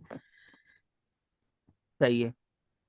उसके अलावा जो बोर्ड का जो एडवाइस है बोर्ड ये वाला, तो सी पॉइंट तो मेरे ख्याल से इतना नहीं था, लेकिन एफ पॉइंट में जो है वो बिजनेस कंटिन्यूटी प्लान में इतना अच्छा मैंने नहीं लिखा। उसके अलावा जो है वो ये जो लीडरशिप एंड गवर्नेंस प्लानिंग है इसमें भी मैंने जो है वो इतना अच्छा नहीं लिखा था, क्योंकि गवर्नेंस प्लानिंग का जो है वो एक जो एक्चुअल मीनिंग है वो नहीं माइंड में क्लियर आ रहा था कि किस तरह से होना चाहिए उस टाइम पे। इसको इस तरह सोच लिया करें ना कि जैसे अब मैं एक जनरल बात कर रहा हूँ कि अगर मैं इसमें सोचता तो जनरली अपना दिमाग चलाना शुरू कर दूं मैं, कि यार ये मर्जर होने जा रहा है, तो इसमें क्या क्या चीज़ है। अब जब गवर्नेंस की बात हो रही है तो वो मर्जर से रिलेटेड हो रही है ना, लीडरशिप और गवर्नेंस जब बात हो रही है, तो वो मुझे बस बोर्ड लेवल पे क्या क्या काम करने पड़ेंगे वो मेरे जहन में आ जाए जस्ट। Yes sir. नहीं, एक तो मोहम्मद, आखिरी में 2 सवालों का जवाब दे दो, इसके बाद ऑफ करते हैं। बोले बिजनेस कंटिन्यूटी प्लानिंग को सिनेरियो के साथ कैसे रिलेट करेंगे? सर रिलेट नहीं कर सकते, क्योंकि सिनेरियो में कोई हमें इस तरह की इंफॉर्मेशन नहीं दी गई है। क्या है हमारे पास? सिर्फ कॉन्टेक्स्ट है कि मर्जर होने जा रहा है। आप मुझे कहीं से आइडेंटिफाई करके दे दें कोई इन्फॉर्मेशन है या नहीं है। कहीं ये बात बताई गई है कि डिसरप्शन होगी या नहीं होगी, कहीं ये बात बताई गई है कि किस तरीके के स्पेसिफिक इश्यूज अराइज होते हैं मर्जर में, कोई ऐसी चीज नजर आ रही है मुझे? जी। सर और दूसरा इसमें जो है वो एक टाइम बहुत ज्यादा जाया हो जाता है एक बात सोचने में कि काफी ज्यादा थॉट्स आ रहे होते हैं उस टाइम पे। और फिर रिक्वायरमेंट्स के साथ कंपेयर करके जो एक ऐसी रिक्वायरमेंट है जिस तरह ये एफ रिक्वायरमेंट है, ये पहले नहीं आई हुई है, फिर जो है वो एक थोड़ी सी क्रिटिकल है। तो उसमें बंदा बार बार सोच रहा होता है कि क्या मैं ये सही लिख रहा हूँ, और फिर उसको बार बार करना कि ये ठीक है कि नहीं है। ये ना हो कि मैं कुछ और लिख रहा हूँ, रिक्वायरमेंट कुछ और हो। तो इस तरह की बात जब आए बात जहन में। मोहम्मद, आपके बात का जवाब देता हूँ। और बिलाल ने जो बात की ना बहुत ही अच्छी की है, और बस मैं इस बात पे आप कंक्लूड करूंगा। देखो, मैं आपको एक बात बताऊं, इंशाल्लाह आप लोगों के साथ मैं शेयर भी कर दूंगा। आपको काफी डिटेल आइडेंटिफाई भी करके दे सकता हूँ और आंसर भी बना के दे सकता हूँ डिटेल। सही है मोहम्मद? और वो आपको आज भी शो किए जा सकते थे और बताए जा सकते थे। मेरा पर्पस इस वक्त ये है कि इस तरह की रिक्वायरमेंट अगर आए तो उसको उसी तरीके से सोचूं जिस तरह एक्चुअल एग्जाम में हो रहा होगा। तो मोहम्मद, बात ये है कि ये जो रिक्वायरमेंट है बिलाल और बाकी सब, ये हम सब ने एग्री कर लिया कि भाई ये तो जर्नल है और इसके बारे में सिनारियों में भी इंफॉर्मेशन नहीं है। और इसको शायद मैं उस तरीके से, मेरे पास डायरेक्ट कोई आंसर मौजूद नहीं है। ठीक है ना बिलाल? एग्री इस सब, इस यस पर सर। हम सब एग्री है। तो अब उस सिनारियो में होते हुए आज तो मैं बैठ के आपको भी मैं दूंगा ना, तो आप सोच सोच के बहुत सारे आंसर्स लिख देंगे। उस पर्टिकुलर एग्जाम में जब इस तरह का क्वेश्चन आए तो मुझे कैसा रिएक्ट करना है वो मैंने आपको करके दिखाया है अभी। तो आप आइडियल आंसर तो मैं आपको दे दूंगा, और आपको पता भी चल जाएगा, वो सजेस्टेड आंसर एग्जाम के भी, एग्जामिनर के भी आ जाएंगे, वो जब भी आपको पता चल जाएंगे। लेकिन अभी मैं क्या प्रैक्टिस करवा रहा हूँ कि मैं हूं उस वक्त एग्जाम में बैठा हुआ, अब मेरे जहन में वाइल्ड थॉट्स जनरली क्या आ सकते हैं, मेरे पास कोई रिसोर्स नहीं है। मैं ये पॉइंट्स तो आइडेंटिफाई करके लिख सकता हूँ ना। अगर आपने इतना लिख दिया, सर 4-5 मार्क्स, मैंने शुरू में स्टार्ट करते वक्त क्या बोला था आपको कि 4-5 मार्क्स अगर आपको इसमें मिल जाते हैं तो you have win the situation, क्योंकि आपने वो फ्री के मार्क्स ले लिए जो आपको, जिसके बारे में पता भी नहीं था। तो दैट इज, मैं एक्चुअल एग्जाम को इमिटेट कर रहा हूँ। यस मैं सर। अब बहुत आसानी से, मैंने कहा ना कि आंसर्स आपके सामने ला सकता हूँ, और मैं लाऊंगा आगे। आपने हमारे लेक्चर रिकॉर्डेड देखें तो हमारे की पॉइंट्स भी हैं, आपको बाकायदा एक स्ट्रक्चर मिलता है। आज मकसद ये नहीं था। ठीक है जी? आज आपका मकसद था एग्जाम का जो पेपर आया था लेटेस्ट, उसका एनालिसिस और उसमें क्या क्या चीजें हो सकती थी। ठीक है जी? समझ में आ गया मोहम्मद?